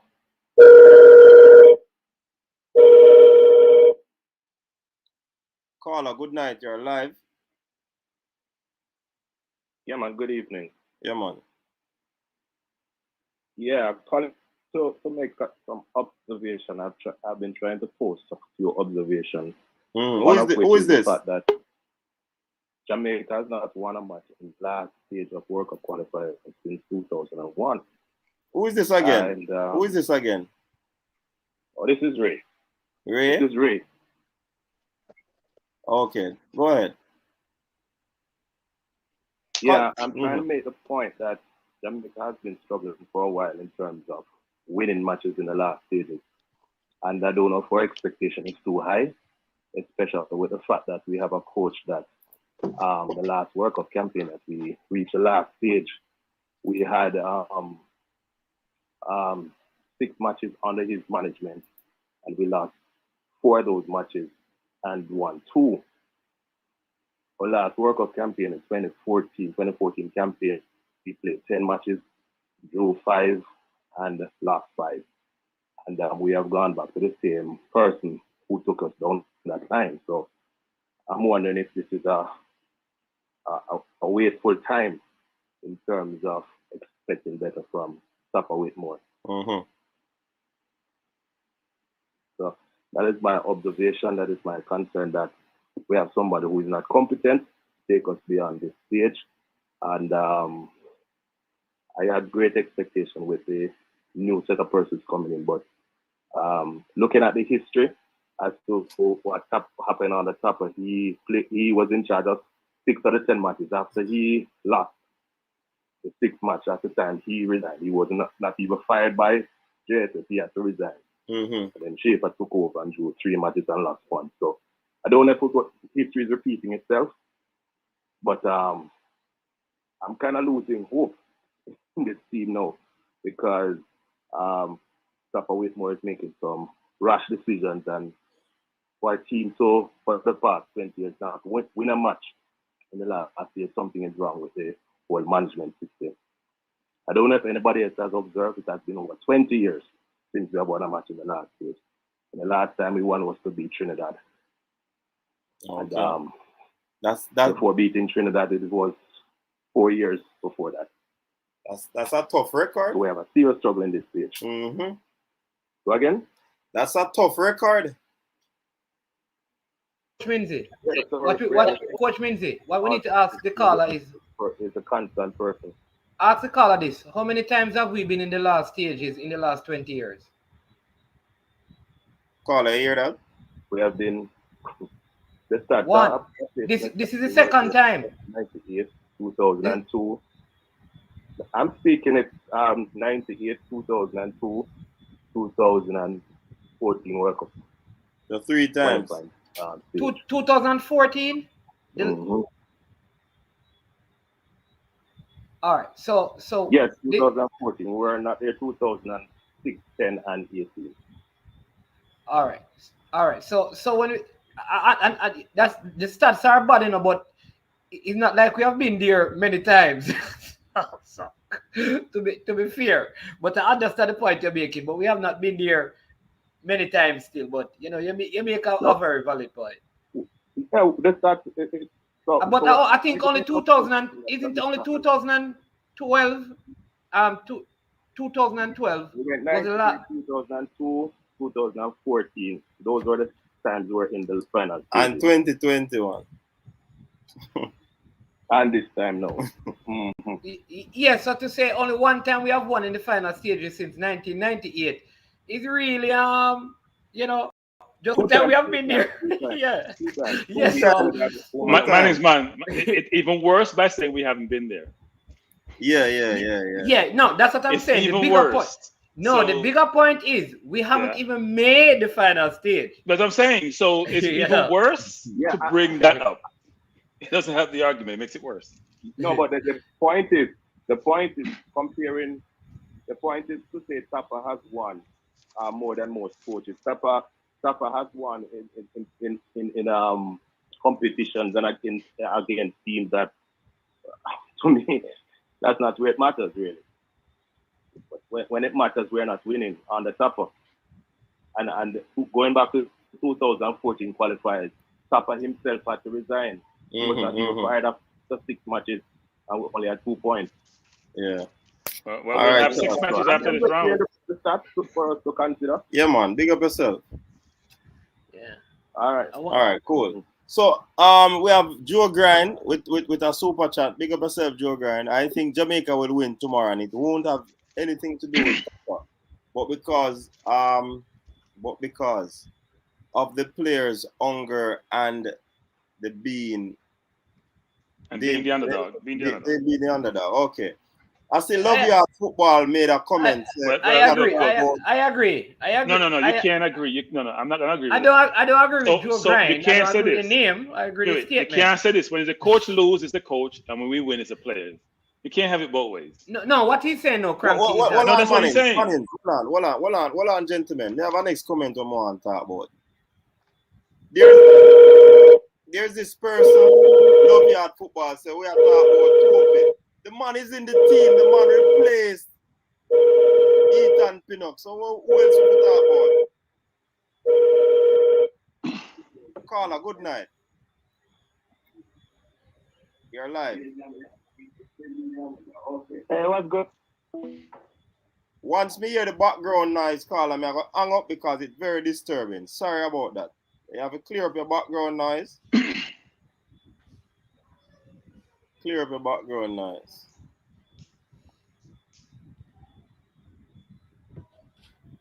All right, so go ahead.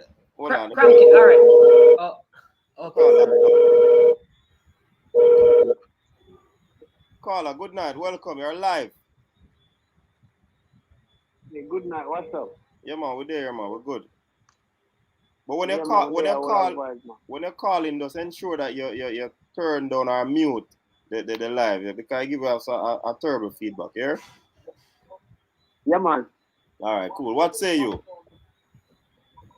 Yeah, I got the match tomorrow because I'm reaching Texas already. Oh, see? Huh? Yeah, man, cool. Go ahead. Yeah, I got a match tomorrow in Texas. I pray to Jamaica win 2-1. Wait, so you think we can put a 2-1? Yeah, we hope we get a 2-1, you know? Coach, ask me when on a rooster. I guess the team we have now, them hungry for goal, you know? You have no rooster. Ask me when on a rooster. Ball of them, you know? But I feel better with that team. With the man them I go there tomorrow, them hungry.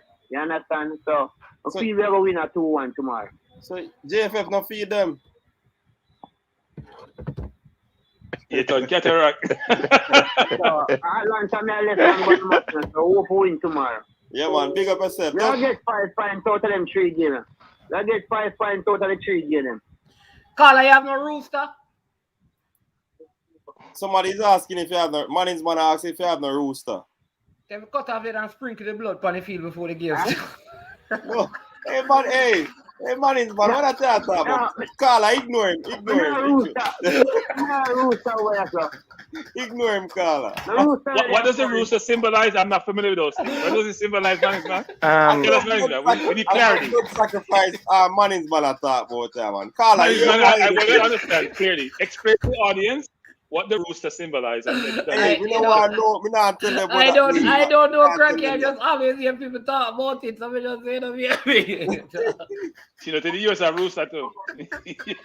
Well, win tomorrow, man. Well, win tomorrow, man. Carla, you more you do for we now. No more see luck, Cranky. You more you do for we now, Carla. Yes, when I reach I see them and them thing, them more you take some whole picture and send to your number, see?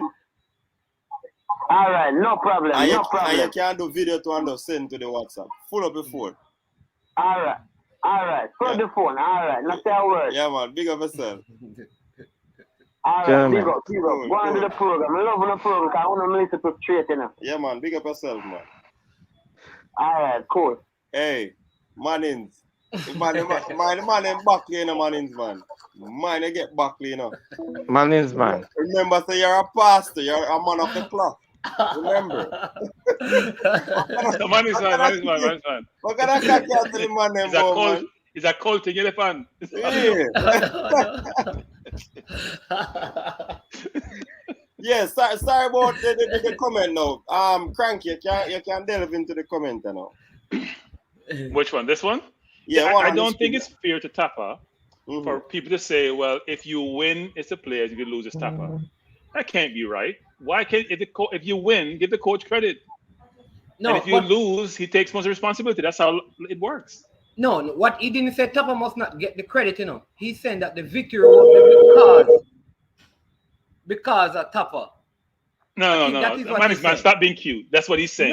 No. He's saying it's not because of Tapper, but when you have to give him credit, but it's not because of his excellent coaching. I think what the person is saying, it's not because he's a good coach and going to set up the team why we're going to win. The players are going to perform and we are going to win, but Tapper going to get the credit. I think that is what the comment is saying.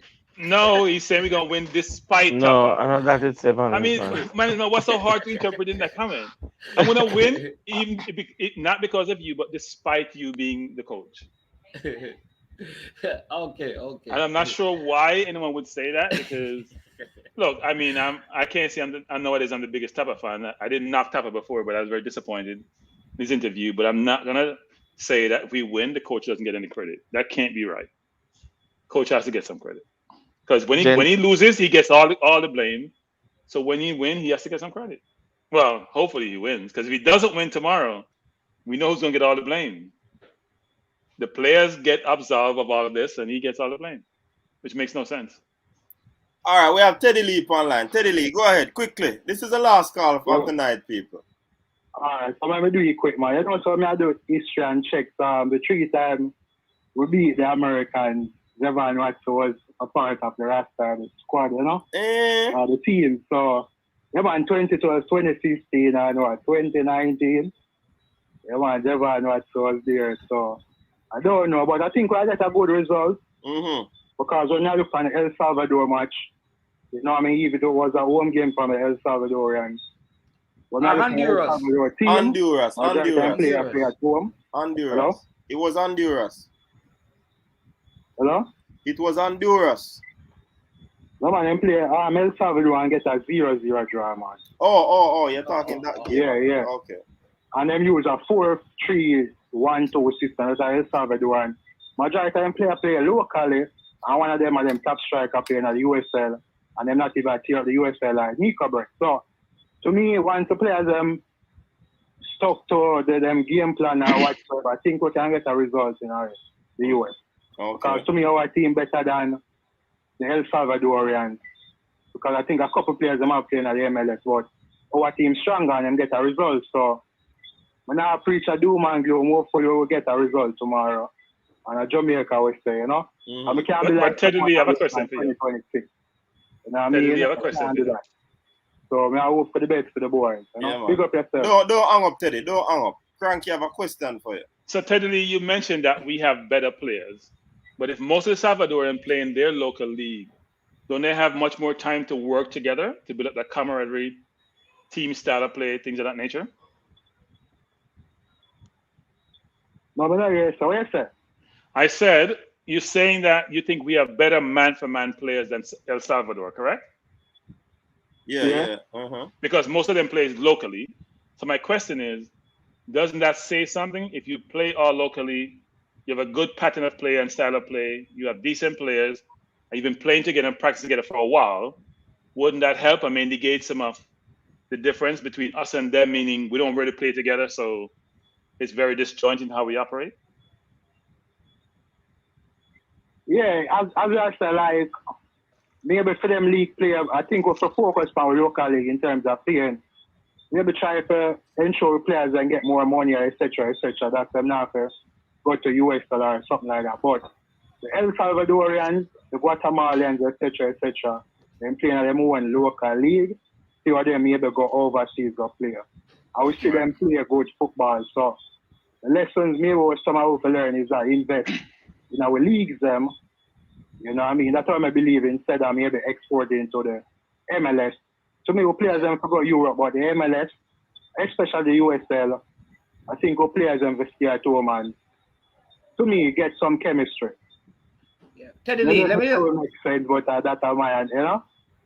Let me just add to what Teddy Lee is saying, Cranky, because the truth is the core of our team has been playing together for a very long time, you know. So there should be chemistry. Exactly. All right. Andre Blake, Damian Lowe, Alvas Powell, Kemar Lawrence, Speedy, Shamar, Mariapa. The amount of games these guys have played together for Jamaica, you know. So the chemistry. Yeah, but you notice when them play together, it was feel like at least them do something perform look better than like even the Panama game. If, Teddy, I believe if we put the same players in from the Mexico match, Teddy, me swear your argument maybe we'll get a different result.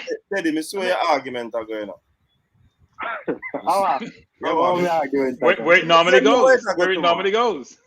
No, we even have English players too, but we have to say like we have to have chemistry. But Teddy, if the majority of the team has the chemistry, it look like we are turn Einstein around here try to cook up some chemical solution. But if the majority of the team have the chemistry according to you, adding a few pieces should not disrupt that chemistry. Exactly. Yeah, we don't have no system. The thing is that we don't have no system of players, so therefore we don't have a system of players. That's the thing. Maybe the El Salvadorians, the Panamanians, them have a system of players. So therefore they get players, at least the players them know where them are going to play. Now we don't know where we are playing. Tomorrow we don't even know which system if a 4-2 we don't know if I 3 at the back. But that shouldn't be a difference. But Teddy did that not supposed to be a difference in that is just, as I said earlier, whatever formation is placed out there, it's for the players to play their role. That is critical enough. So we could have used 4-3. Players, them not discipline like the other people. Them. I would think so. That would be one of the issues where cause this thing, the discipline of playing your role. Okay. You think football are just you have play a point. Because when and others come, because like them look different, you know. Gentlemen. Your role. Yeah, for real. Big up, son. I go and listen. Yeah, man. Big up yourself, Teddy. Big up. Thanks for calling. Yeah, man. All right. So Keeper just put up a message just say it look like be vibes are going in our camp right now.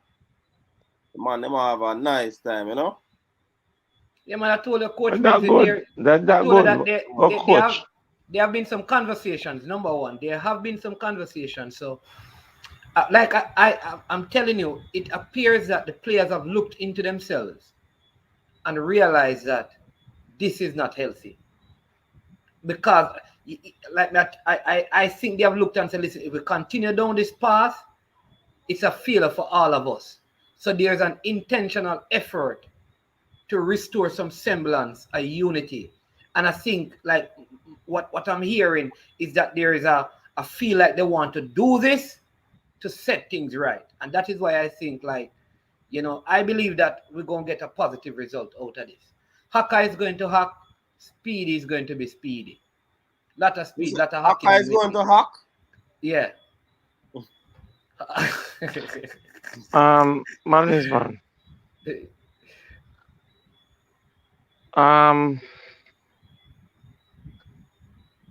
I hear you saying that Jamaica should play at 3-5-2, and other people saying 3-5-2. How many central defenders in the squad? Central defender? Yes.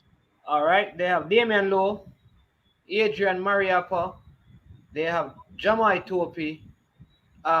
O'Neal Fisher has played there, and Javian Brown has played there. They have played there. Hold on, man. Hold on. Yeah. This is where you're going wrong. How long have Javian Brown I don't know. been playing? Yeah. Okay, go ahead. Yeah, Sorry. and O'Neal Fisher. You put him at wing back where he normally play on the wing. Are you gonna trust O'Neal Fisher? Mr. Porter, no, you Play? see, all right, I have to interject because you're taking It's the not a matter. conversation. But you're gone because what you're doing, you ask me how many, you never ask me who will start. Yeah, Because okay, put it this way. Let me break it down. We're supposing if somebody get injured. So All right, here's what I want to answer me. What if Cameron Taxi Lawrence get injured? Should we play no left back because we only have one? So we shouldn't use any left back because we only have one. Based on your reasoning. Listen. There are other people who can play left back. Central defense, holding midfield is a specialist position. It's not anybody can play there. Okay? We only have 3 central defender in the team. Okay? God forbid anything happen to Damian or Adrian Mariappa. Okay? Now, when you look at the current squad that's there, we don't have enough personnel to be being risky. That is like risky business, my friend. We haven't even trained. Tapa will not, and no coach will not go into a World Cup qualifiers game of this magnitude and be risky. So everybody needs to just stop throwing out formation. Tapa play one formation and he's going to live and he is going to die with it. All right? And this is what gives him all the result that he gets. Tapa is not going to change. If Tapa change that formation and him get 6, everybody gonna say, see there, but they tell us I'm an idiot. You understand? The coach is not going to do it. I wouldn't do it. Okay? I wouldn't do it if I don't put it on the field and work with it several times and see the outcome. How people mesh, how the movement. Because when you're playing with 3 central defenders, the 3 central defenders have to play close, and then you have to incorporate fullbacks. And when you defend, what formation, what shape you drop into when you defend as a 3 at the back? Now you speak. One simple Didn't question. Tapa play 3 at the back when he went to Japan? Let me ask Mr. Porter one simple question. If Damian Lowe gets injured, who's play centre back? Who plays centre back? Yeah. It might have to improvise. But you're not going to improvise. That's a different scenario. You are not going to improvise if you have the personnel fit and ready. But if he gets injured, then the improvisation comes into play. You understand? And it won't be even an improvisation. Jamal Tope is the only choice that you have. And you cannot say you're going to put Alvas Powell there, or you're going to put Fisher, or you're going to put anybody else there. You have to put Jamal Tope. It is just the realistic Mr. Porter, let me tell you, Mr. Porter, if you're going to base your formation on what Tapa normally does, obviously you're going to get it right. Tapa is going to do. We are saying, based on the players we have, this is the best way to set up the team. if you say to me, listen, and that's risky business. What him and Mr. Porter, because your argument is, make no sense we talk about nothing else except what Tapa is going to do, which don't make any sense. We are saying that given the personnel, we believe this is a better option than what the coach would normally do. And here is how it could work. All right. Now, we are not basing that on players getting injured, because Mariapa and Lowe could get injured at the start of the game. God forbid them could have some COVID issues and can't play. So what we do, we're going to still play the game. So we'll probably put a Javian Brown there. So if we could do that, why not try something new, in our opinion, to alleviate some of the pressure we're going to come under from the US? Given that the last game Lowe had several what the tape is called, Coach Minzy, all over him. He had to miss a game because of injury, so he could play in the Costa Rica game. Why not put a system that's going to protect him? That's all we are saying. No, we know the coach probably going to stick to what, because we are just the YouTube coaches association. We're not like real coach. You understand? Speak for yourself, management. What just mentioned by management is management. What man is a certified coach, man? But we are not real coach. You're not certified coach. We got it from the YouTube ambassador for coaches. Are you YouTube coaching for and this is the reason. This is the reason why I'm telling you that it won't happen. So throw it out the door and shut the door, because Tapa nah do it.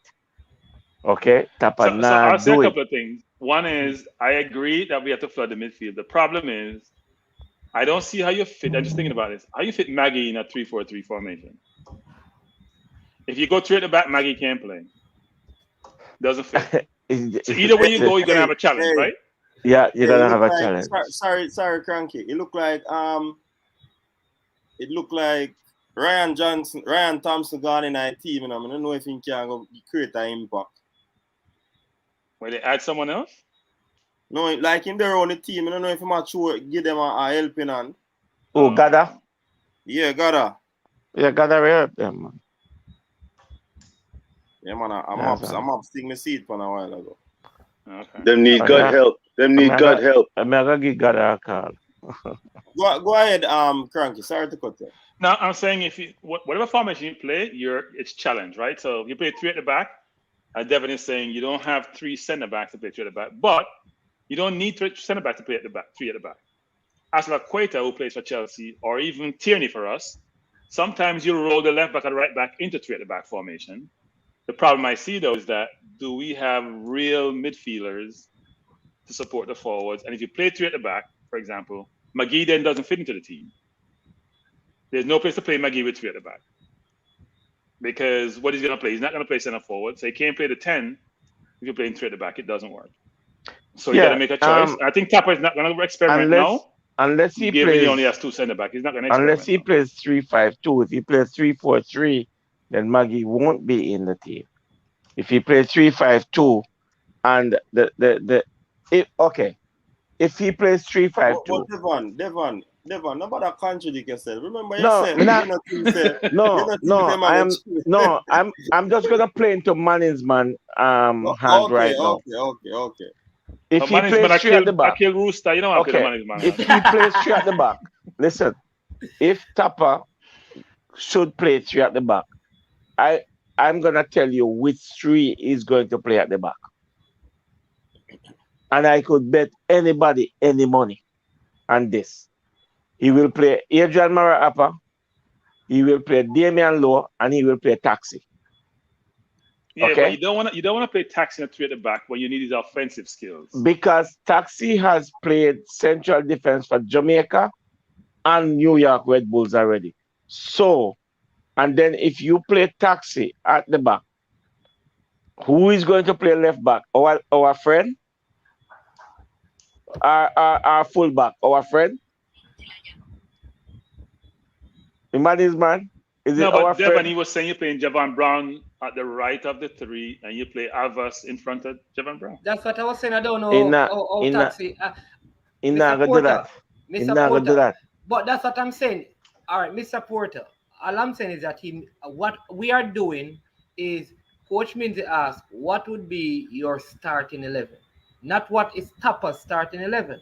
So my starting 11, I would play 3 at the back.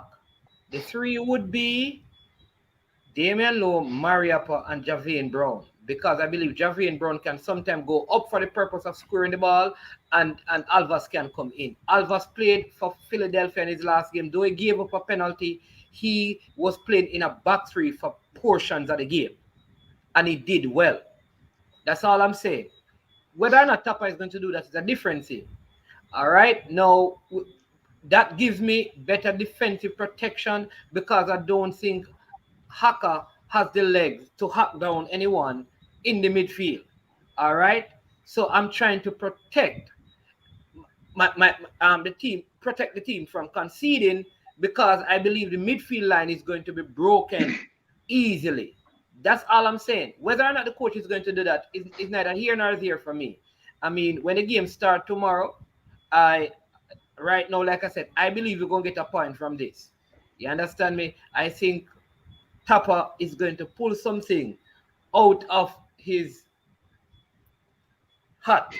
Don't say. Manins.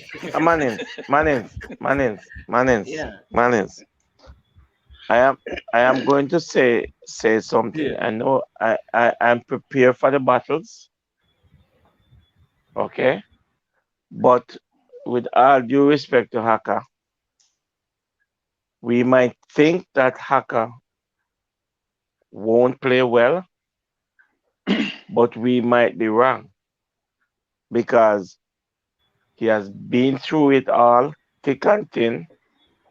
He knows how to organize the midfield. He's a very good passer. All they need to do is win the ball and give it to him. He will get that ball forward because I know Hakka. He will get it to the strikers. If he can get it to the striker, he will give it to McGee. And what Tappa needs to do with Tyreek McGee is have him floating all over the place tomorrow. I have to interject, Mr. Porter. Let me interject quickly and then I continue. My issue is not whether Hakka is talent or not. My issue is not how well he's going to play, is how long he's going to last. Continue. Listen, hold on. Listen, there are a lot of players over the world right now who are 36, 37 years old. The centre back for Italy, how old is he? Up in the 30s. Chiellini and Bonucci, up in the 30s. Yeah, but it's not the same comparison, guys. Guardado for Mexico, how old he is? Devon, come on, Devon. The analogy doesn't work. Hakka hasn't been playing any competitive football for a while. Cranky. These guys have been playing continuous football forever. Those two Italian defenders don't get old. They've been playing football forever. Okay, let me ask. Okay, what happened tomorrow? What happened tomorrow if Hakka prove you all wrong? What everybody's gonna come on the podcast? I know what's gonna happen. Well, I have faith in him. Okay.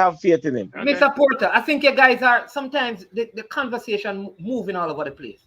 Hold on, Mr. Porter. You think if Hakka scores 3 goals, we're gonna come up here and say, why Tappa play with vexing a man? Man shouldn't play Hakka making score 3 for Jamaica.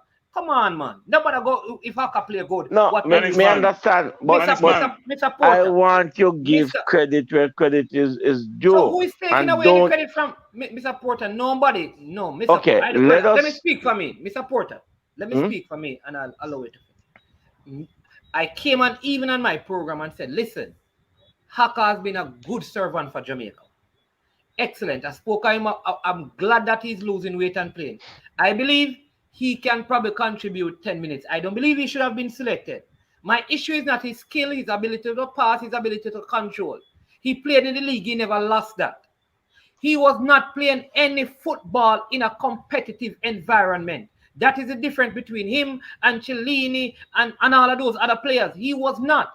And to take up somebody who said, I retired from the game, I was not playing any football, and to put him in 3 games for 270 minutes in what we call a low-level JPL, and then say, come and start and play a full 90 minutes against a USA team that we wax lyrically about. The issue I have is his physical conditioning, not his contribution to Jamaica.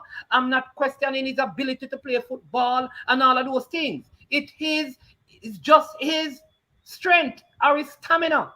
Can he last for 90 minutes in a competitive game against a high-quality midfield that the And we USA have to possess? give him the benefit of the doubt because we don't know.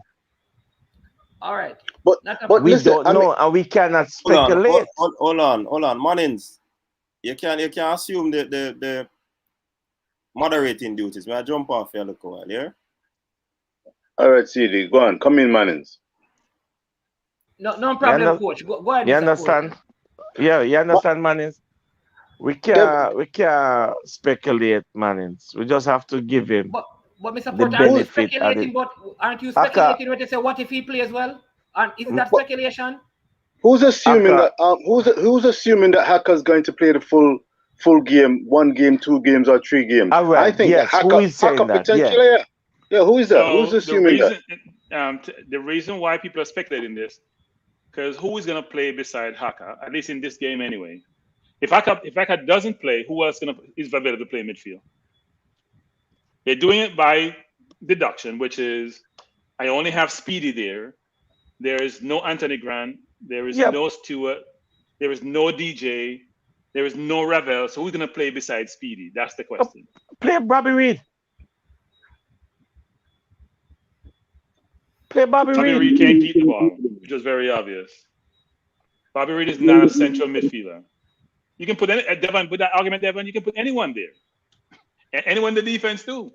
With that logic, you can put anyone in the defense and anyone in center midfield. Hold on. Okay, sorry. Go ahead. Sorry. No, man. Go ahead. Finish. No, what I'm saying is that we can see the dilemma, right? We don't have enough center backs. I mean, I know Topi came in, but I think people think he's a little bit green. That's why they're not talking about him as a potential in a threat at the back. And we don't have anybody else apart from Hakka to play. I'm sure that's why he brought him in. And as Man is saying, rightly so, if you're not playing competitive football, it's a little bit hard for you to get both the stamina and also when you're playing at high-level competition, the speed of the game is probably going to go by you against people who are playing at the highest league in the world. If you look at Adams, you look at McKinney, they're playing at the highest leagues in the world. And they're in condition. Cranky. Yeah. Okay. I'm going to use the El Salvador game as a springboard. Everybody says US going to beat them 6-0. What happened when they play El Salvador? Devon, we're talking about the midfield. Let's focus with it. Guys, No, listen. Listen. But Devon. The only thing the US team have for me is youth. They're vibrant, youthful, they run all day, all over the pitch. So guess what? If we can beat them, let me tell you how we can beat the US. We can beat them with crosses and we can beat them with set plays. Tyreek Magee going to be instrumental in that game tomorrow. Because with his deft dribbling, if he dribbles by anybody in and around that box, they're going to foul him. And if you give them set plays with Taxi, we can hurt them. So Devon, I'm confused about what you just said, Devon. I'm confused about what you just said. because this is a set There's play no confusion about it. No, but Devon, here's what you said. You said the only players they have, you're basically denigrating their players, right? And they have players who play in higher leagues than we do. Listen. They are not Jesus Christ. They are not all that good, Cranky. They're young, vibrant. They can run hard. Yes. Okay. There are a bunch of young and inexperienced footballers. Good, yes, but inexperienced. And so Devon, here's a question for you, Devon. When anxiety, Devon, hold up now. What league does McKinney play in? It doesn't matter what league he plays. He plays in the Italian league. Answer the question, Devon. He plays in the Italian league. What league does Adams play in? Because Italian league is a defensive league. No, Devon, answer the question. What league does Adams play in? Cranky, this is not accurate. I know. But Devon, you did a player from your comparison. You came, Devon, you all over the place. It does not. Okay, let me ask that question. All right. Mr. Porter, Mr. Porter, I know you were in it, but we need to get the other persons on, and then I'm going to come back to you, right?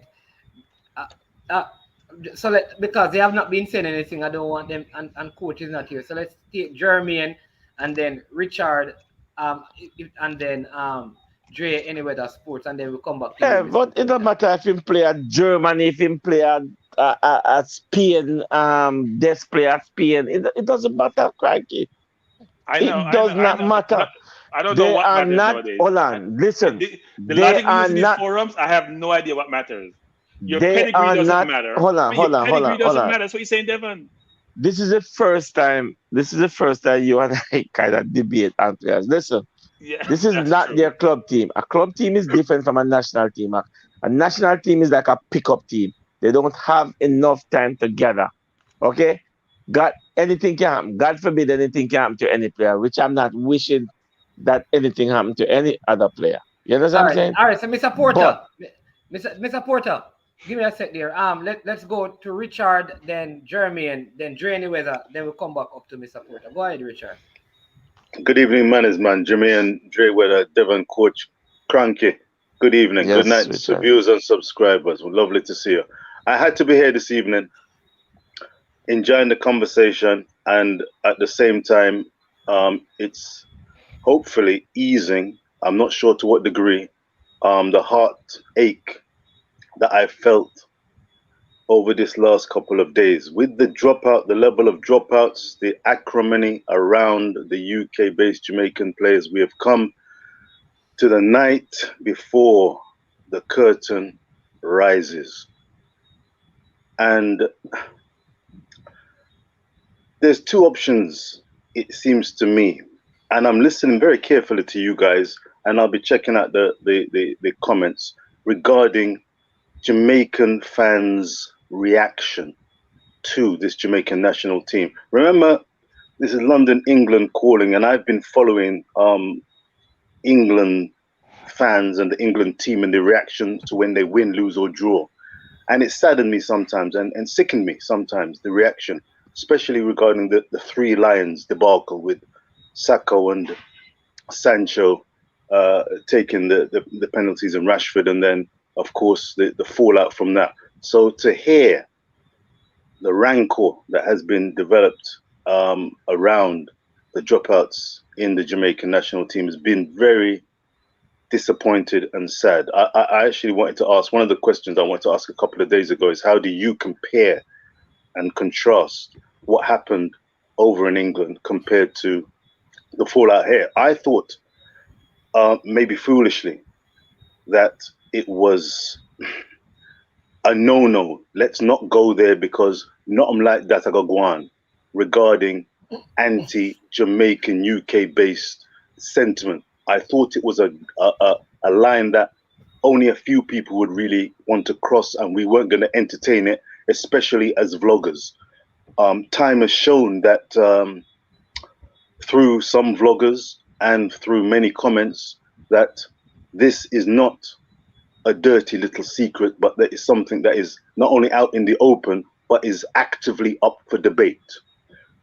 Right now, we have, and we are on the cusp of seeing Jamaica play United States. It's a depleted squad, and yet, from my point of view, I'm going to put my hand up and say, I see talent, I see shoots of optimism in the likes of Jamal Lowe, Kemar Roof, Taxi, Evergreen, and many more, Devon Speedy. In fact, every one of those 18 players I am looking on as Jamaican Spartans who are going to have to come together on the battlefield and wear the Jamaican colors with pride, with courage, and with verve. We as fans, I'm hoping that we send energy upon positive energy towards them and wishing them the very best for tomorrow. We can come up with formations. Everyone's a coach. Everyone thinks they knows what's best. And there's nothing wrong with having an opinion, because going forward, Tapper's views and Tapper's ways may not be ideal. So it's nice to know that we've got alternative ideas out there. and we're going to need to call on those at some point. I'm going to be straight. Tapper, to me, is not a top-line coach for many reasons. What he is, though, I think, is someone who is stubborn, determined, and has the ability somewhere in him to get this team to produce something somehow. Tomorrow, I think we're up against it. Devon, Coach Devon, I salute. Coach Devon, I hear you and I'm listening carefully, and I'm going to listen when I finish this portion to what you've got to say. Crank, I've always got time for Crank. Crank, Stan, lovely to see you. I thought that you'd thrown in the towel when you suggested a couple of days ago that you were actually not prepared to watch this possible shower of an occasion over in America. I thought you'd literally thrown in the towel. So it was a pleasure to see you come on this evening. It's going to be a very tough encounter, and it's going to be a tough ask, especially listening to where you guys have been talking and loads of commenters as to how this depleted squad, this bedraggled squad, is going to get across the line. But I hear that there is strength in relative numbers. They're getting together. They've had talks. I hope the training has been really going well. And I am literally going to be following the watch along, optimistic and hopeful that those guys can come together, having talked things out, aired their concerns, aired how they want to approach this game, and go forward and battle against. It's not a superpower. I agree with Devon. It's not a superpower team that we're facing. But when you've got a talented young team playing at home, keen to make the World Cup finals, it's not going to be an easy proposition for Hakka and for everyone out there. I am going to give them every chance to do what they can, but they're up against it. And I'm going on record here and now. Mannings, Jermaine, Dre, always good to see you, sir. Cronky, Coach, viewers and subscribers. I'm going on record here to say that I'm looking and I'm believing that those guys are going to produce a performance that they can be proud of and that they give 110% commitment to. And I believe that they can get a result, but trust me, it's not going to be easy. And if they lose, which is, there's every chance that they could lose because they're not up against static opponents. If they lose, I'm going to check the temperature of the panelists and the fans out there because I'm paying keen attention. Remember, I joined just before the Gold Cup and during that Gold Cup campaign of this year. And I'm checking the temperature and the level of conversation amidst the laughter and jocularity. And we've got to always laugh because at the end of the day, it's a game. It's only a game. But we sometimes find out many things through games. We find out about people's characters, their personalities, their resolve, their character. And I'm looking for that character in those Jamaican performers tomorrow night. All right. Let's get behind them. 100% agree. Get behind the team. Thank you, Richard. All right. Jermaine, what say you on any of the matters that are being discussed tonight? What are your thoughts? Good night, guys. So, obviously, it's disappointed to see that we don't have all of the players going into this this next sector of the World Cup qualifiers. But nevertheless, this is what we have, and this is what we have to work with. My starting 11 is going to be Javon Brown on the right, Low, and Mariapa centre back, Taxi on the left. Going with Devon and Hakka as the two defensive midfielder. Bobby on the right, Roof playing the 10, Jamal Low playing on the left, and Nick also striking the team. That's the team that I'm going with. Think about it. Think about going with one defensive midfield, and that's not going to work out based on the US midfield. Think about three at the back. I don't think it's the right decision to go at this time. So I went with this team. Shamar always seemed to find a goal somewhere, somehow, even though he misses a couple of chances. Bobby is comfortable off the right. Jamal is comfortable off the left. And I, for sure, Roof can play that number 10 role. You get me? And then we have no other options in the defensive midfield department. So we know their question over Hakka fitness and all of that match sharpness, but we just gotta this week. This is just my way of doing it at the moment. So I don't know what you guys think about the team. Yeah, Dre, anyway that you want to take that and give your thoughts on what I think about the team. First of all, good night everybody on the panel. Management, Cranky, Jermaine, Coach, behind the scenes, Devon, Richard, big up. Everybody in the chat, good night to y'all. Big up on yourself. So yeah, Jermaine, maybe we're gonna break down everybody's starting level or pick a starting level for the game tomorrow. Or in our opinion, what's the best 11 we can come up with for the game tomorrow? Maybe in the next segment or something. But right now, I'm hearing positive things coming from the camp as far as the vibe and the mood of the players. So that's a bright spot that we need to look forward to so far. We all know that some key players, Ravel, DJ, Liam, Tonio Pinot, Amari, were expected to be part of the squad, but they're not. We just have to accept that, move on, support the Reggae Boyz.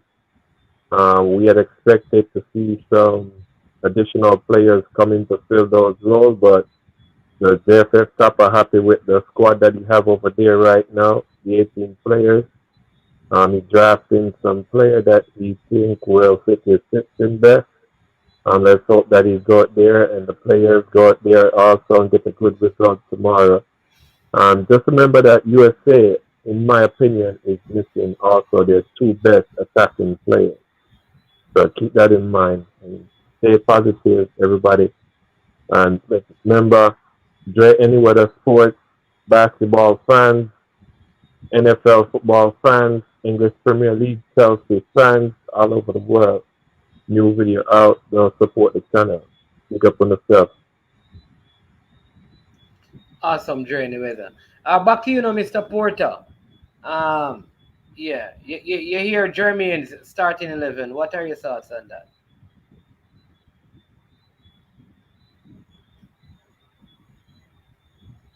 Is Coach muted? Mr. Porter, we're not hearing you now. Yeah, that's not a bad starting 11 that Jermaine named, because I mean we have to go all out in attack. You know, I mean you cannot go in there and sit back and wait for hell to freeze over. We have to grab the bull by the horn and see if we can dethrone the bull. You know, if we're gonna sit back, we're gonna get beat. I kid you not, we will get beat if we're gonna sit back, because these boys are young and vibrant and they will come at you like no tomorrow. There will be waves upon waves. But if we go out and play this game tomorrow in segments, first 15 minutes, you go at them and see what they have to offer, what they're made of. Can they soak up some of this? You understand? And see what you can get out of the first 15 minutes. If you get something out of the first 15 minutes, then you know you have pushed to the limit. Now you have to, I'm not saying that you're going to relax, but you have to be patient now and be tentative. Next 15 minutes coming up into halftime, you go at them again. So you will kind of, people say taking a rest, but you're not taking a rest. You're playing your true game the way you play football. Then the halftime break comes. If you're leading in the halftime break comes, you know what's going to happen in the second half. Anxiety will set in and they're going to come at you. They're going to spread their back line high and they might spread thin at the back. And if you give Gray and company, Bowser, that chance, they can hurt you. And if Jamaica score a second goal on the United States of America, I can tell you, we're looking at the promised land. All right.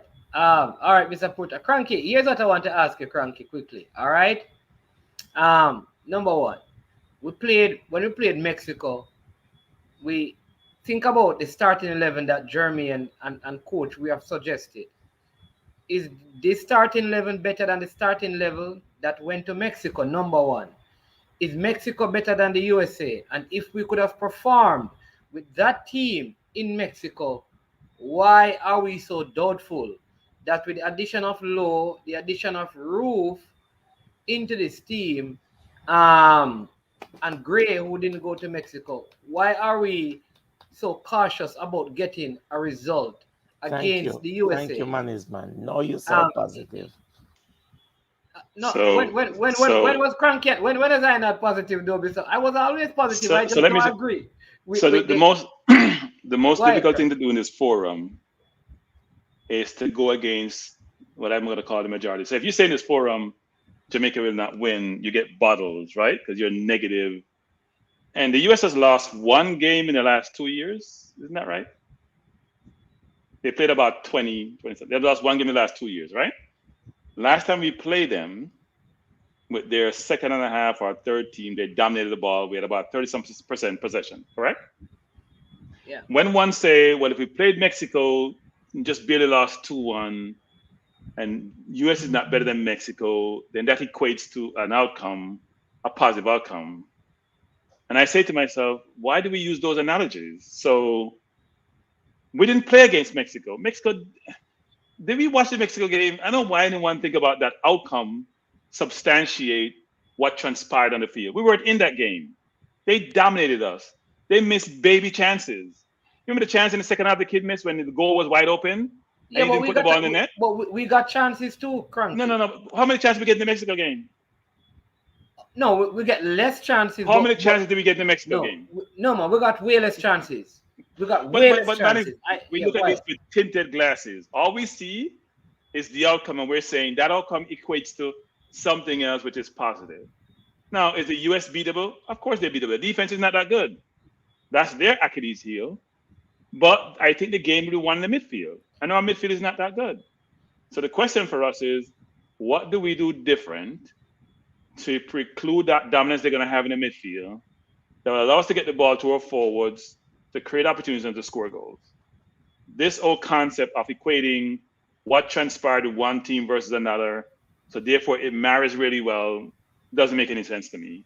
Different day, different game, different players, different environment.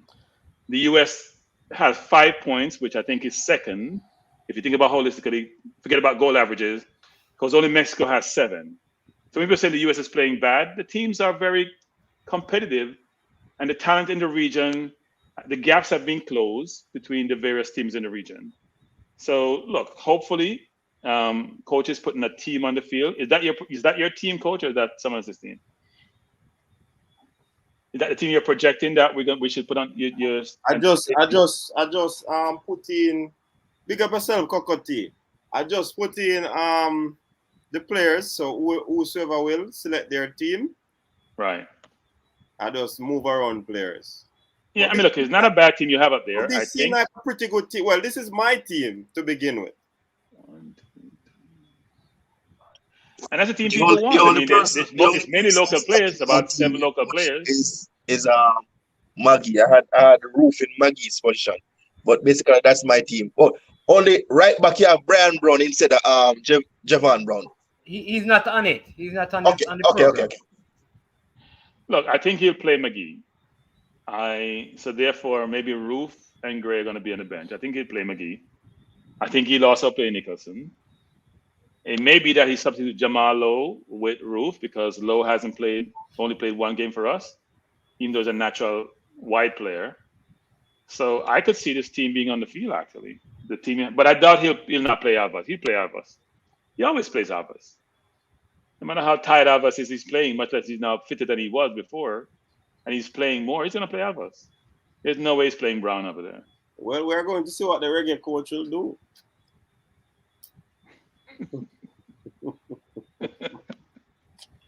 Question, Mr. Porter. You closer to Javian Brown over the years and stuff. Have you ever played midfield? I mean, not at a professional level in school. What's his play, guys? What's his play? This, Jay, this is, you see, these are the things that, okay, I'm thinking like a coach because that's what I do. I don't think with a game like this, you don't put people into position and wonder if they can do a job there. I know you put people in their position that they're used to and will, and you know they will do a job there. So I'm not gonna even think of it.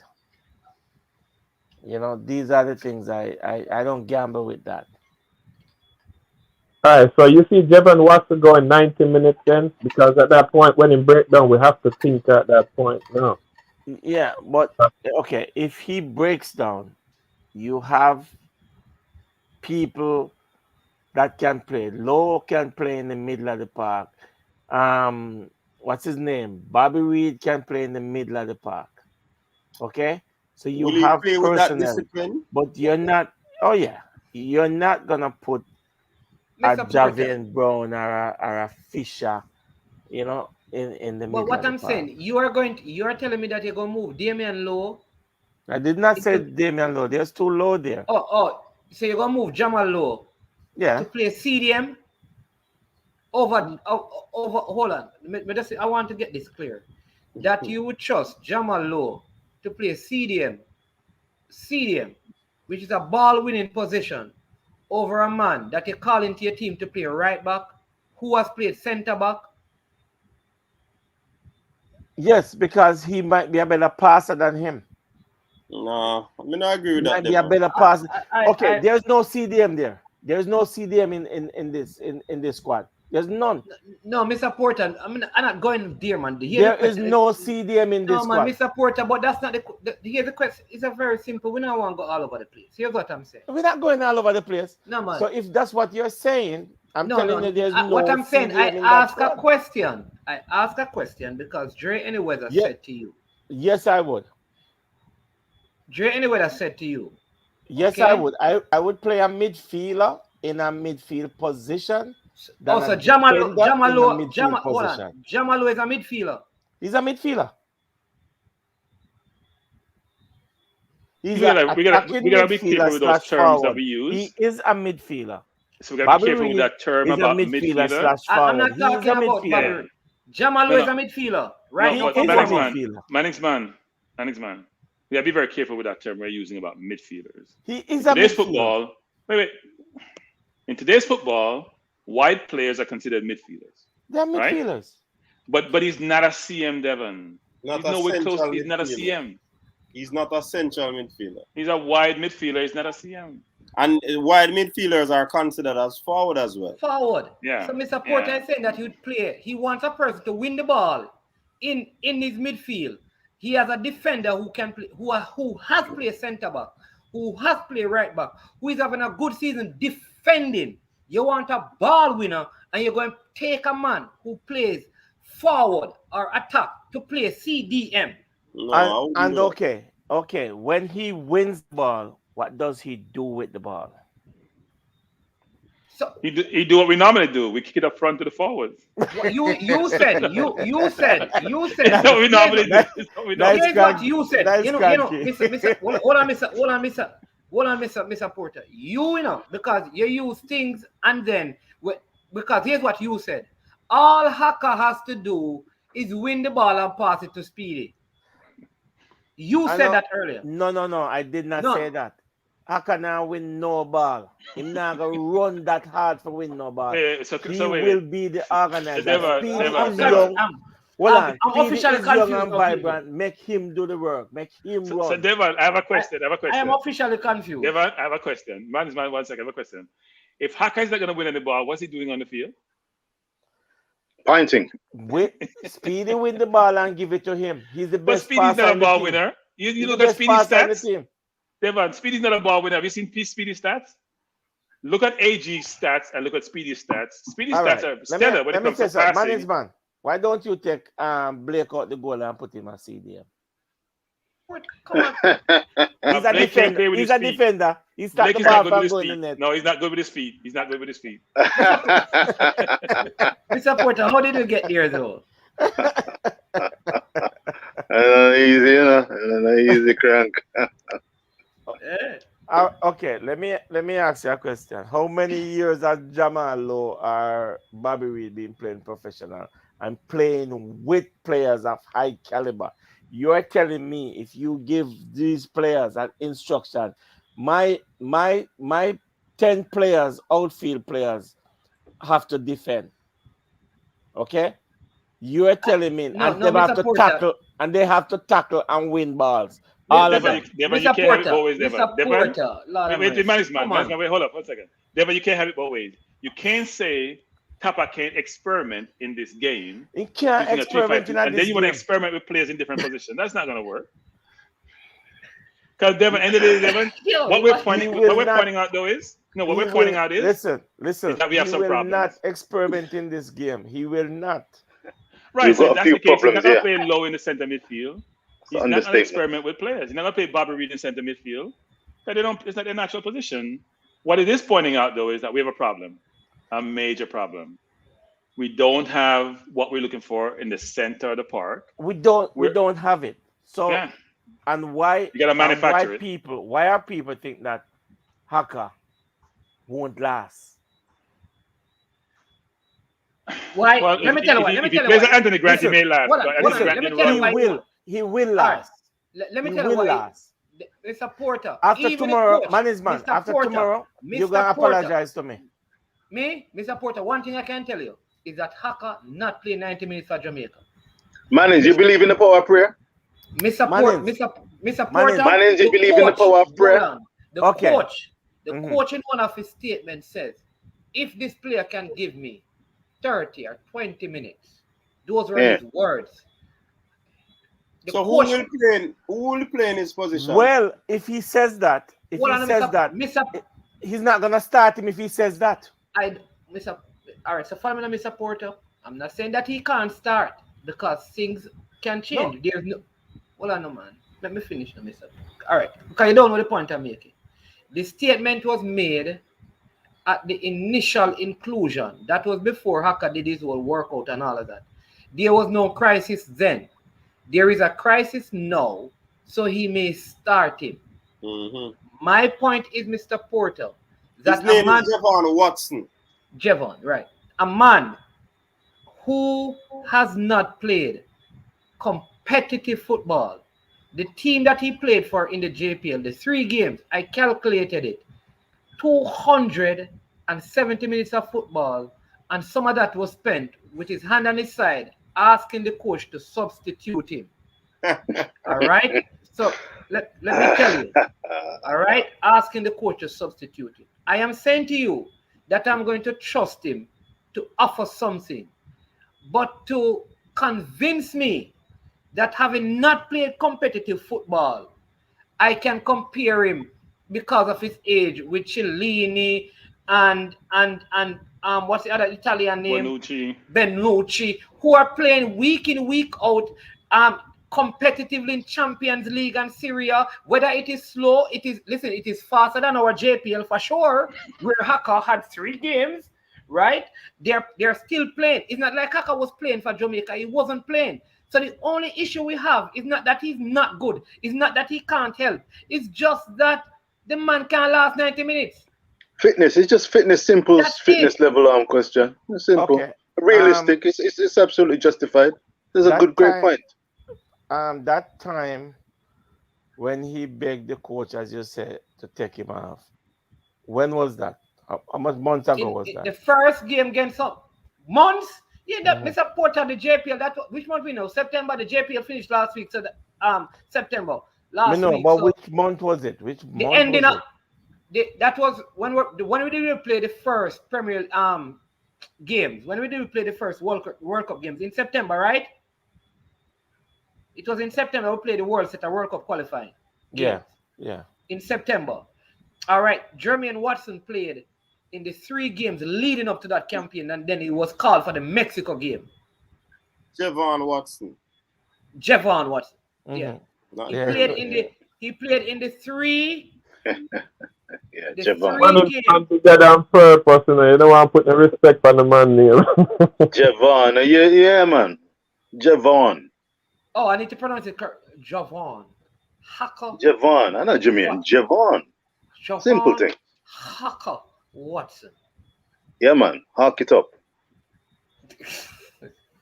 Right. So, Mr. Port, that's what I'm saying.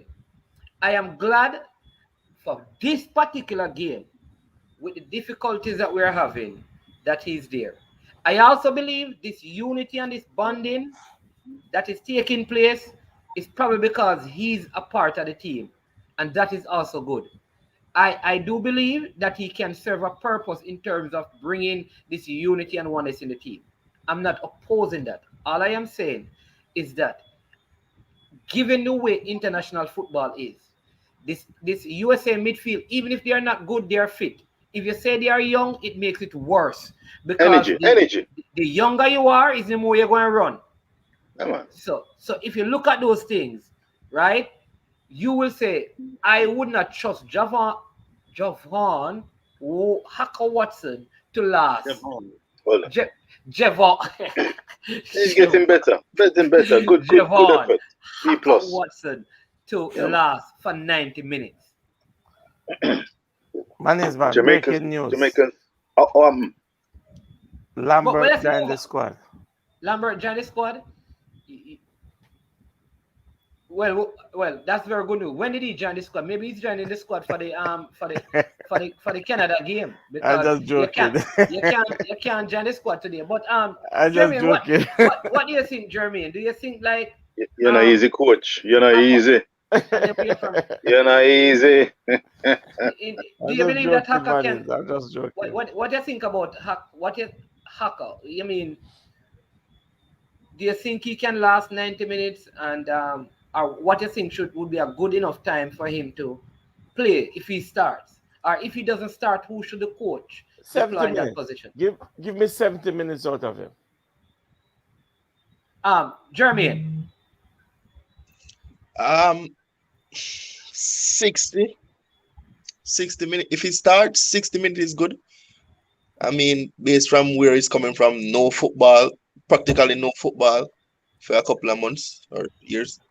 But 60 minutes would be definitely good enough. You get me? After he finished that 60 minutes, though, picking the brain, the replacement for him or the formation switch, that's where I'm thinking right now. After that 60 minutes, to fill that void, what's gonna be the next move? Yeah. I'm here trying to figure it out myself. So if Tapa make that move, he has a task and he's trying to figure that out also. He make the game continue flowing smoothly based on the players that we have left. They're up against it. There's no question. They are up against it for these very reasons. If we're scratching our collective heads, God. Well, but if he starts Alvas on the right, as Cranky said, probably he will at right back, I guess, and he start Hakka in the D mid. I guess Javon Brown can come in then for Hakka to fill that void if that's the way he goes. Yeah. Any thoughts, Cranky? Where's Hector when you need him? All right. What you think this lineup will be one of this team that would pick on the screen? Let us run through that quickly now. Are we doing it collectively or because if we go? This lineup here, does it give you any encouragement of a positive result? Good question. It can give you goals. And who is that? In terms of. Now, my question, coach, is: does this lineup give you any optimism or positivity about a good outcome? Well, the real truth, let me say this, this when I look at it, at the team that played against Mexico, I think this is a better starting 11, with the exception of if Grant was there. Manning's man. The US beat Mexico, didn't they? In what? In the Gold Cup, with their third place team. In the Gold Cup. So let's use the analogy you're using. You like to use these things. You like to use comparison. They beat Mexico, didn't they? Yeah. Mexico dominated us. Wait. Mexico dominated us, did they? Yeah. Okay. So we won't use any comparison with Mexico anymore because the analogy I'm telling you doesn't work. So this team, the question is, does this team give you a sense of comfort and optimism about a positive outcome tomorrow? Me personally, I would say this. I was more worrisome when I saw the starting lineup against Mexico than I am with this starting lineup against the USA. I see goals in this lineup. Honestly, I didn't see any in the Mexico game, but I see goals in this lineup. But at least in the Mexico game, you had a halfway decent midfield, right? Right, with Anthony Grant. That's what I'm saying. That's a missing link right there. But outside of that, I think this is a but as Cranky, I know what you're saying. When we compare the Mexico team with the USA team is better. So, but this team is a little better as well. I don't know how much better. But Javon said we are drink fairy juice. But the only change that could happen to this side is to bring Alva Spoil at right back.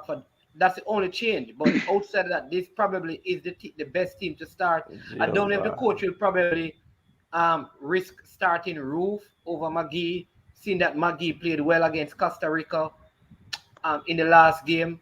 I think McGee deserved to play, and I do think you need a linkage between the defense. I'm not going to say the midfield. You need a linkage between the defense and the forward, which is McGee, because I'm not sure. Look, I think Speedy does a good job of getting the ball out of his feet and trying to get the ball forward. My only concern is my major concern is this, which is that we don't keep the ball well against the better teams.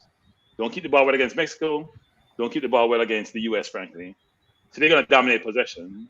So how are we going to get the ball up to the supposedly dangerous players when you can't get a hold of the ball and put them in positions to create havoc with the US, right? So how do I get the ball between the line? There's Nicholson, Lowe, or Reed. I'd probably play Roof instead of Reed. I don't think Reed has played well the last few times I've seen him to deserve to start, frankly. Can Roof play on the flank, though? I think Roof can play anywhere in the top 4 positions, actually. Yeah. I don't think Reed has done enough to warrant him starting. Coach, you want to try Neo Steve with that formation? What, the 3-5-2? Yeah. He has a starting level that 3-5-2. You know me, I look on it though. And me I say, what if something happened to one of the defender then? What up?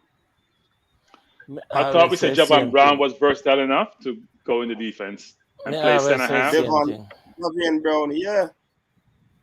But suppose him start a right back. So somebody say Albers playing a 3-back 3 the other day. I have the fishy one. Plus Albers need to play in a back 3 because Albers can't run on the flank. He doesn't have the energy.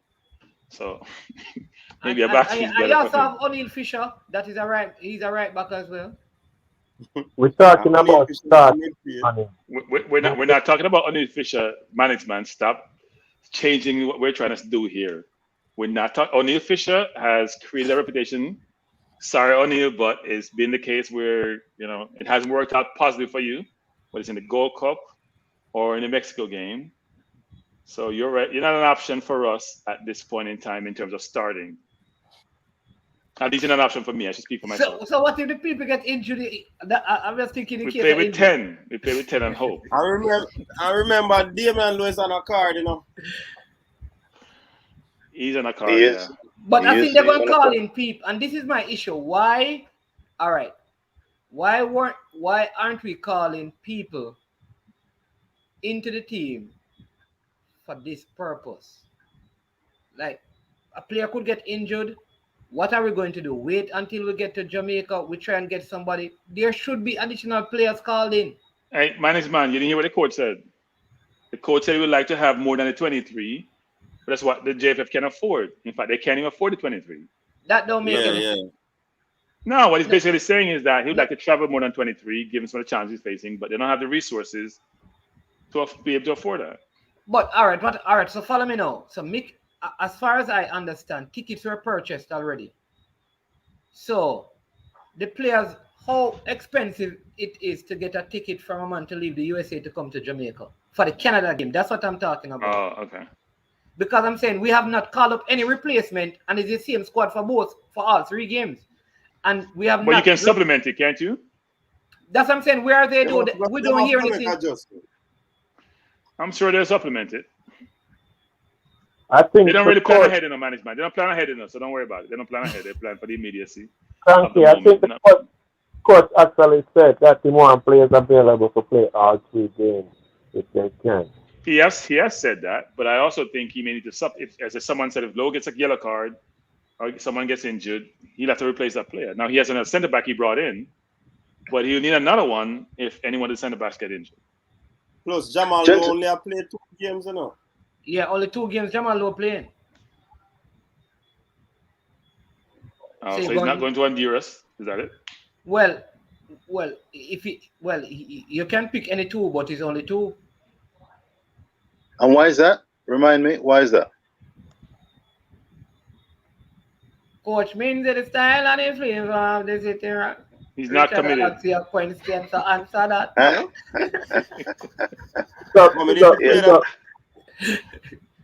Big up Football 90 in the building. Big up all the players them from Football 90. Some are Junior Fleming. Big up. Give thanks. Come on, big up on yourself. Gentlemen, I have 5 more minutes. We'll do that show to find out. All right. So people, we are going to be out tomorrow for the watch along. We hope to be on probably about early time, so we can witness. You know what I mean? So we can witness the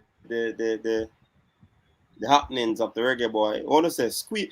Come people, drop on a scoreline. What's your prediction, Manning? Scoreline. Jamaica, come on. Like I support Jamaica. Like Jamaica, man. What that? 3 million people there. So Out of many one people. Okay. Out of many one people. Marley, okay. One. Cranky. One. Okay, one love. Where's the cranks? And the crank has them on something, man, on a score line. I'm gonna say 1-1. What? Crank? After all Crank? Where did it come from, Crank? That's not the head. That's not the head talking, by the way. Hey. What Crank you say? We're not going with the head. 1-1. I say 1-1. Okay. I'm not going with my head though. My head is telling me something different. And I told my head to back off. Don't listen to you. Not listening to you tonight. Yeah, man. Well, you know, football is played not only with the head but the heart as well. You know, so. I hear a score, Tiddlywinks. Listen, CD, thank you very much for that prayer that you did send out. That was a shockwave. What a piece of prayer you put on. What a piece of prayer you put on. Hold on, hey. is that prayer? Are we as a Coach Devon? Are we? Never hear it. You know what is stream, man. Oh, yes, we pray God. for Reggae Boyz. We pray for Reggae Boyz. You know? Who was praying? Who was praying? Not me. I mean, lead the prayer Amazing. meeting. Yes. Yes, my wife would have been proud of that. I'm going to take in the video, people. I'm joining that prayer. Cranky, you God. You not take God for Papi show. No, Nobody hold on, nonsense, but not pray. We not pray for football. You never know. Eh? You don't know Coach a Christian? I didn't know Coach was a Christian. Yeah. Oh. Yeah, man. You're a Christian and a pastor. You know, man, he sing on the worship team, man. Yeah, man, he is. And play bass guitar. Yeah, man is in there. You know, follow man in there. Diddly Wings, you're a scoreline. I'm gonna go one step further than a scoreline. I'm gonna predict that Jamaica are gonna leave a performance to remember on the pitch. Next man, come in. No, Richard. That can't work. Richard, we know you talk to Richard. But Richard, I hate to tell you this, but you don't said nothing yet. Who are you, your scoreline? You see, I'm trying to bring a look of style and flavor, and you don't understand yet. I run style and flavor. A performance, remember, could be a bad performance. So I said it's going to be a performance to remember, and I will go another step further and leave it at that if I can get away with it, which is it's not going to be a bad performance. No. It's going to be a performance that we can remember and take pride in given the circumstances. I don't know which 11 or 12 are going to end up on the pitch. I don't know. So it's very difficult to really hand on heart give a scoreline. But I believe that Jamaica have the ability to score. All right, watch out. You see how long it takes to just like cataract. Why Let me in. I think your cataract join us. I'm going to entertain the tiddlywinks. I'm going to entertain the tiddlywink start. Richard. The score is going to be Jamaica. All right, America's home. America. Richard, Eves, you know the man I got program tomorrow. One. You sound like cataract. America. Hello, one at a time. Order. America 1, Jamaica 1. All right. Nothing wrong with that. But look here. Who for time? Jeremy, your time. Hey, hold on. Before you answer, Jeremy, we have a poll going in our chat, you know. And right now, 51% has said Jamaica win, you know. How much? No, that's not, coach. It's harder to say Jamaica is not winning than to say Jamaica is winning, you know. It's much harder to say Jamaica is not winning. It's so much harder to say they're not winning. I mean, who does that? Especially when you're desperate. Your time, Jeremy. Jamaica 2. Go ahead, Jamaica 2, US 1. Respect. All right. And you know, anyway, sir, I'm gonna be looking for an apology from every man, Jack and man, who predict otherwise. If you're talking about a victory in Jamaica win, I'm gonna be listening out for people. Richard, you know. Don't sound like cataract, you know. Before the Panama game, don't jinx it. Nobody on the stream, I know Jack man. So not talk about every Jack man. No Jack man. Where's the pastor? Is the pastor on the forum? Is there a pastor on the forum? A gangster pastor. That one is, you know him. Tonight, you know. Him now move like Reverend Manning's man tonight. Him now move like real from Manning's Hill Road, you know. Yeah. I agree with that. Move like the man from Manning's Hill Road. Dre, your time, Dre. Yeah, so people in the chat, 372 people in the chat, 100 subscribers. Who not subscribe to the channel, go over there after the coaches desk show and go to a subscription on it. Alright, so my prediction, Reggae Boyz 2, USA 1, Shaman Nicholson with the winner. Come in. All right. 11. It's It's gonna be a tall order. Yes. But I think I have faith in this team. Call for tall men. When your back is against the wall, you always find a way to survive. And I say USA 1, Jamaica 2. All right, that seems to be one of the most famous scoreline, because a lot of people. Hey, people, I'm always telling you this, And I'm gonna predict the scorers. What? Jamal Lowe and Andre Gray will get his second goal for Jamaica. And that would be Jamal Lowe's second goal as well. But So, coach, anyway. you know when you're not confident in your team is when you're gonna have them give up a goal because you know they can't stop nobody from score, and you want them win. So it's a 2-1 in it. You know, nobody said on 3-1 and on 4-1 in it. Yeah, somebody in yeah. the chat to see USA win 6-0, but we're not saying nothing more than a 2-1. Equal to like a victory. Cranky, it's gonna be a tight game in terms of we always know that this Jamaica team, Theodore Whitmore's team, defensively, we're organized. Okay? And we pick our moments, and the moment is getting the ball to Andre Gray in a one-on-one situation without Brooks or those top defenders there. I don't think any one of these central defender that the US have can contain Gray if he gets in a one-on-one situation.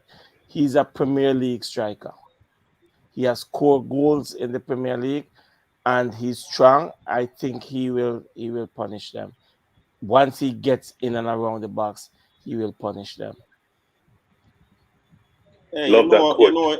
Love that. You know, as we close off, I got a call from a very important person today. We're on the phone for probably about an hour. Now we're calling him still. Now we're telling him what we talk about. What will you tell us? If the person is listening, I'm just hoping that you make a decision, come on the program real soon. So the people who follow Coach's Desk and follow Reggae Boyz football, then definitely we will hear what you have to say. You see me, I say? What kind of wet beak business is that? What kind of wet beak appetizing business is that? Coach, hold on. Coach, hold on, coach. Yeah. No, coach, hold on. They're very important. Cranky Cataract come to pack up the box them. Yeah. Cataract, come on. Coach Menzi, is it my friend? So, people, thanks very much. We have a game to play tomorrow. Yes. I wish Reggae Boyz all the best. Absolutely. And definitely, we know them are create vibes, but at the end of the day, and the vibes of the field play the ball. They have to do everything on the phone. You see me I say? On the field, what? sorry. Oh. Not about phone. Yeah, they have to do everything on the field. So wish them all the best to go out on the field and do what they need to do in order to, get that result that we desire. This is a critical game, and we really need those 3 points. Play ball, go play. I want to say something, Coach. Believe. Cataract, your timing was perfect. We were able to get a few words in tonight. It was it was not that difficult to get a few words in, but your timing is perfect. We just need to start the program. Coach, do your thing and send me out. So big up on yourself, people. Thanks for tuning in. Tomorrow again we'll be on with the watch along. So all the persons who, love the vibes over here, just come over and have a watch along and make we enjoy the thing, Big up on yourself. And we normally say peace out. How would this come in? Cataract. Dopey. Cataract, you have 5 minutes. You have 5 minutes.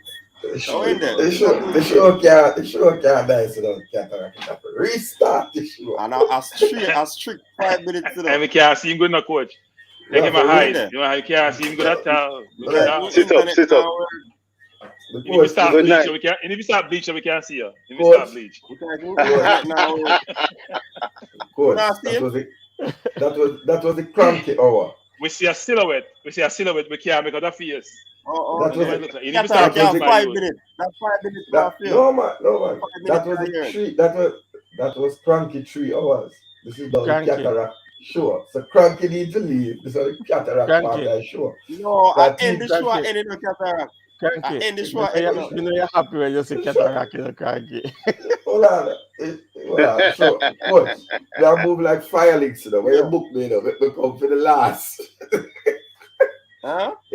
It sure can't end a cataract that come for the show and tell the people. Cataract. You have one dub to play. Yeah, man. One dub. 5 minutes. Play the dub. No. Go ahead. No, to the mic. But the other coach, we get started cranky 3 hours and 6 minutes. I'm going to say, I know it's a 4 hour show is coach's desk. So this is the cataract hour. So we don't understand what I'm going. Look like we have a sponsor or something. Or me I move like a JFF. No, cataract. We say show about done you, 3 hours today. Me, remember, say we are going to run have a to long get haul up 5 tomorrow, o'clock right? a morning. I don't know We are about running you. a long Then after haul next tomorrow. hour. Cataract, use your 5 minutes wisely. You are a super Jamaican fan and supporter. Come in. Richard, exactly.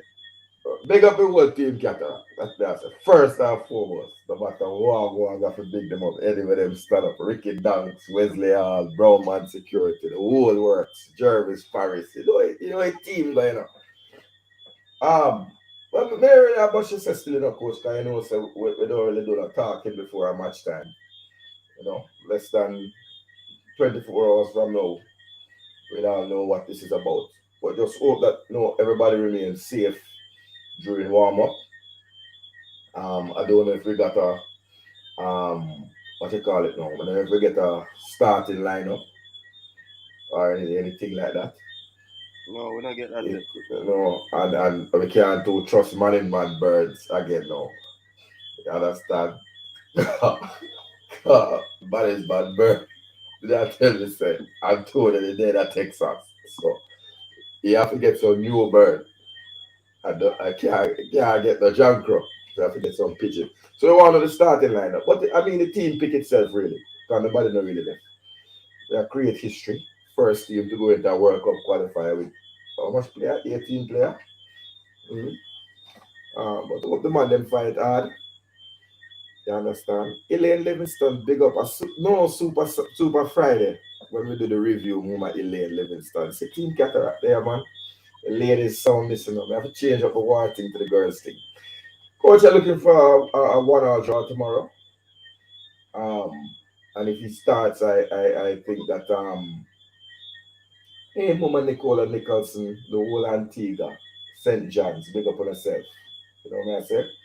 See, the ladies are for the cataract, you know, pure. No, them did over here. Nobody with no, that. Am I team? You want to see? Hey, see, team cataract. Put it up. Team them cataract.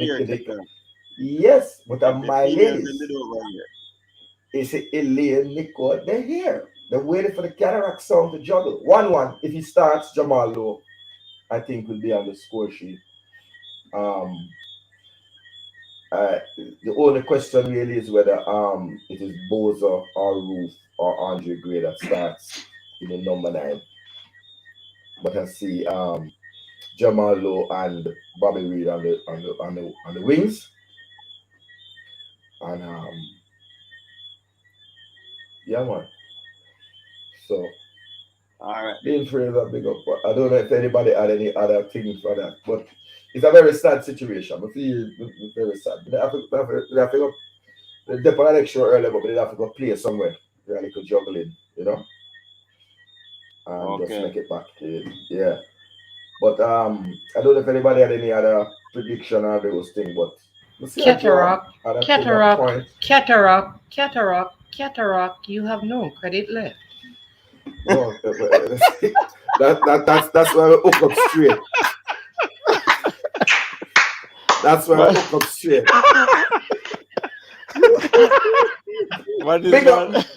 Big up, Man's man. Hey, the Man's original. Man's man. You sure you never like comedy in that? Cranky.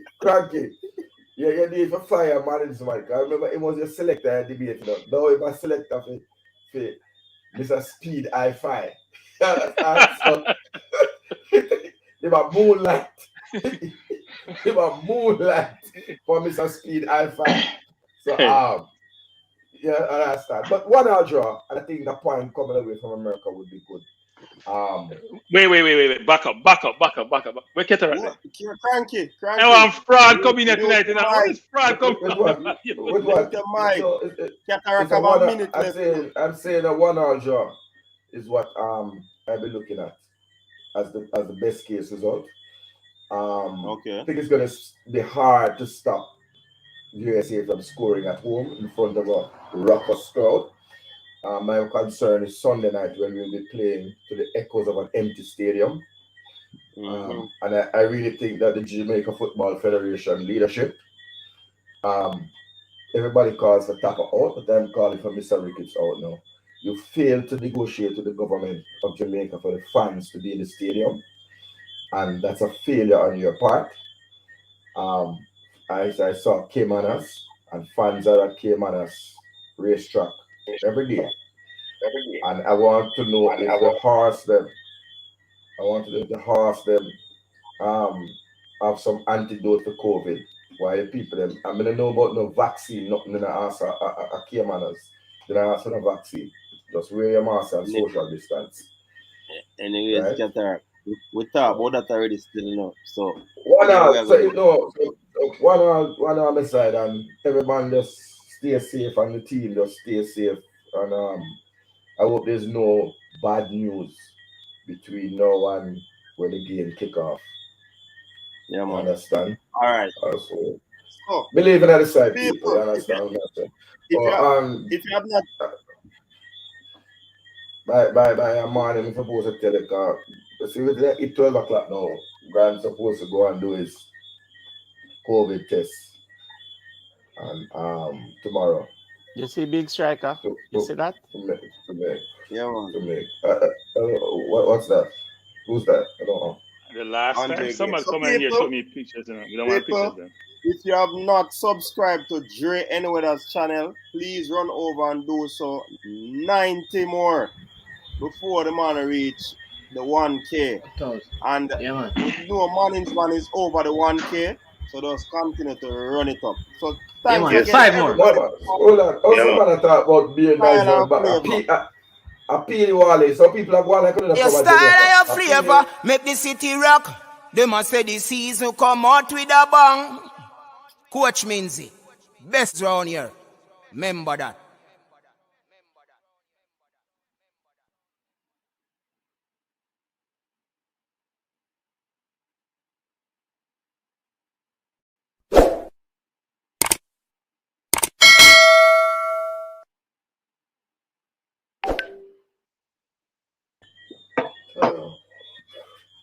Well, of course, it's tired, boy. I'm too old for this life. Hold on, let me see things here.